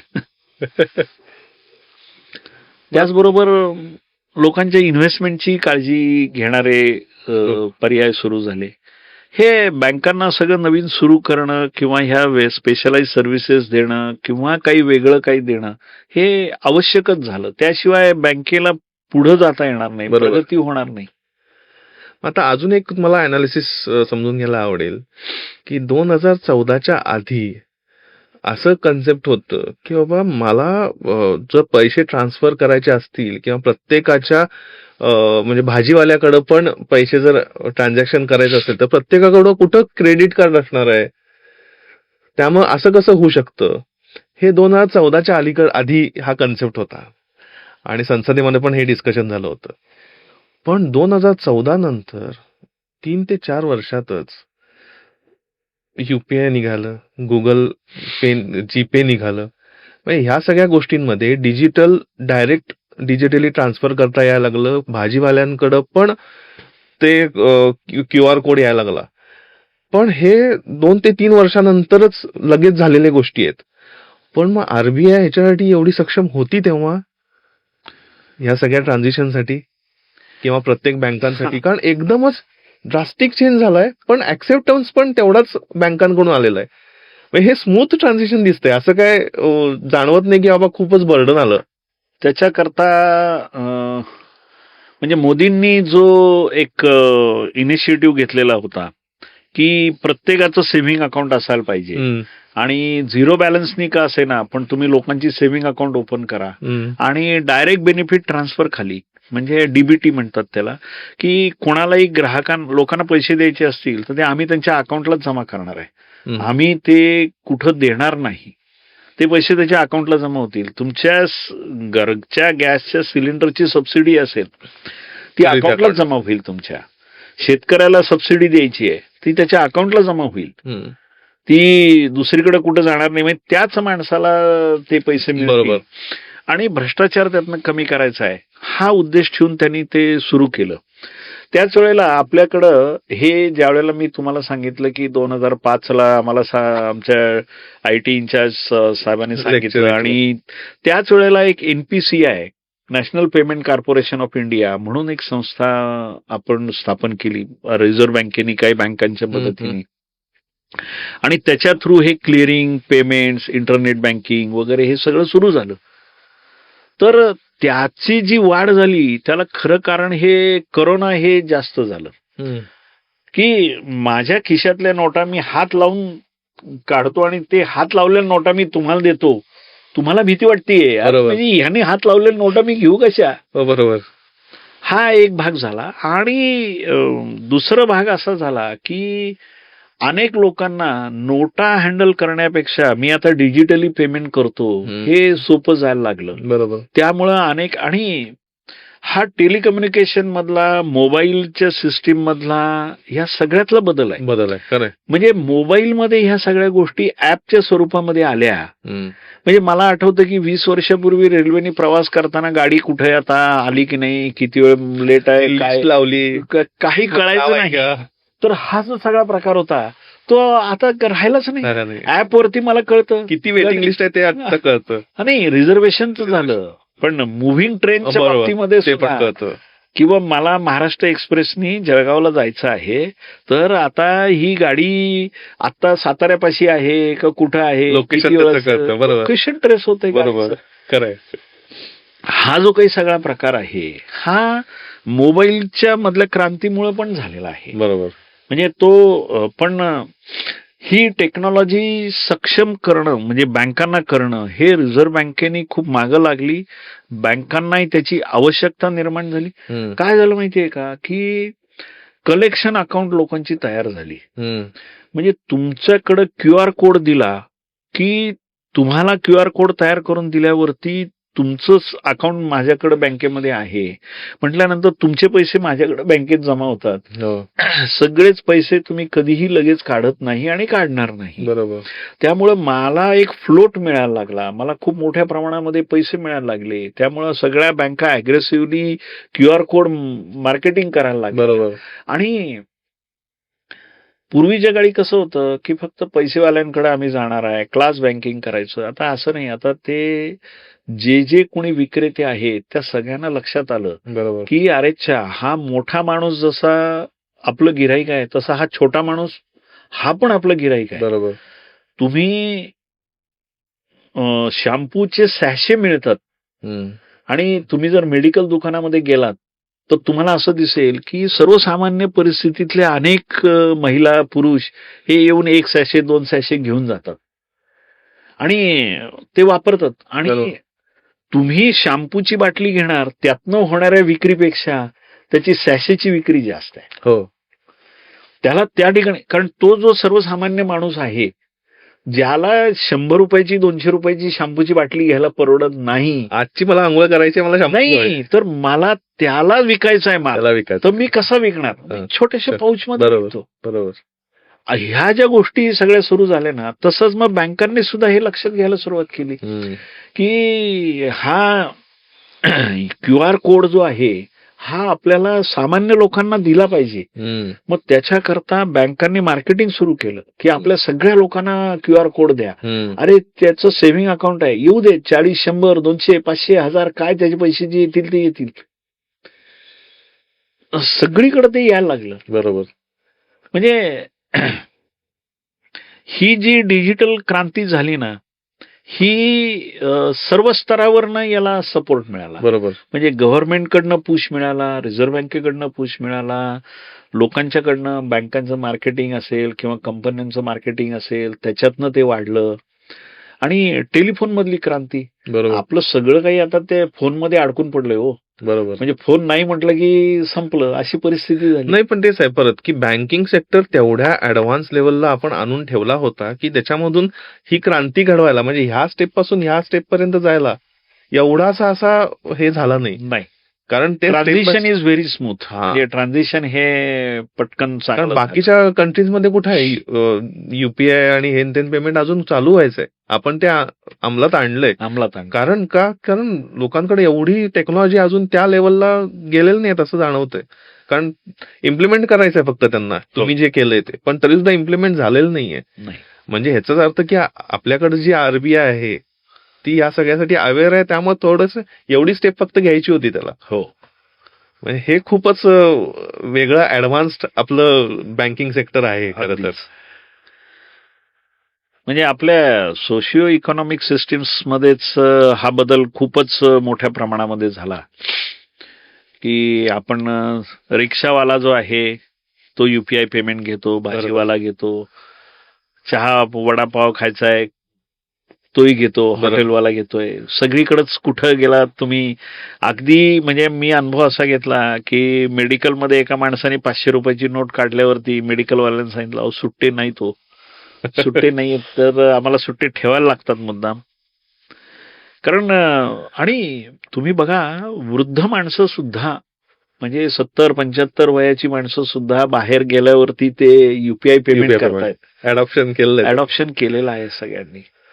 त्यामुळे तेच म्हणजे ओव्हरऑल याचं कारण एनपीसीआयने एका ठिकाणी असं सांगितलं की आपल्याकडचे जे लोक आहेत ते तुम्हाला इलिटरेट जरी वाटले तरी ते नंबर लिटरेट आहेत. नंबर लिटरेट आहेत ह्याचा अर्थ काय, तर मोबाईलमध्ये वैभवचा नंबर काय आहे हे कसं शोधायचं तर मला ते अवघड जात असेल, पण नंबर कसा टाकायचा आणि तोच नंबर कसा येतो हे मला कळतं. खेड्यामधली म्हातारी महिला असेल किंवा 2-4 वर्षाचा लहान मुलगा असेल तो टीव्हीचे चॅनल कसे बदलायचे त्याला कळतंय. He is that way number literate. ATM मध्ये गेल्यानंतर पैसे काढताना पिनकोड टाकायचा आहे तर ते नंबर मी फक्त कसे दाबायचे आहेत हे त्याला कळतं. बरोबर. म्हणजे आपण जर असा विचार केला की तुम्ही वेगवेगळ्या वजनामध्ये वेगवेगळ्या किमतीच्या भाज्या घेतल्या तरी भाजीवालीचा हिशोब परफेक्ट असतो, तिचं चुकत नाहीये. बरोबर. तर ती का, तर ती नंबर लिटरेट आहे. तिला बाकी सगळं गणित येतं का, तिला काही अमुक कळतं का तमुक कळतं का, नाही. परंतु तुम्ही ही भाजी 400 ग्रॅम घेतली आणि ही मात्र 550 ग्रॅम झाली म्हणून मग तिचे एवढे पैसे वगैरे वगैरे, ही गणित तिला अगदी व्यवस्थित कळतं.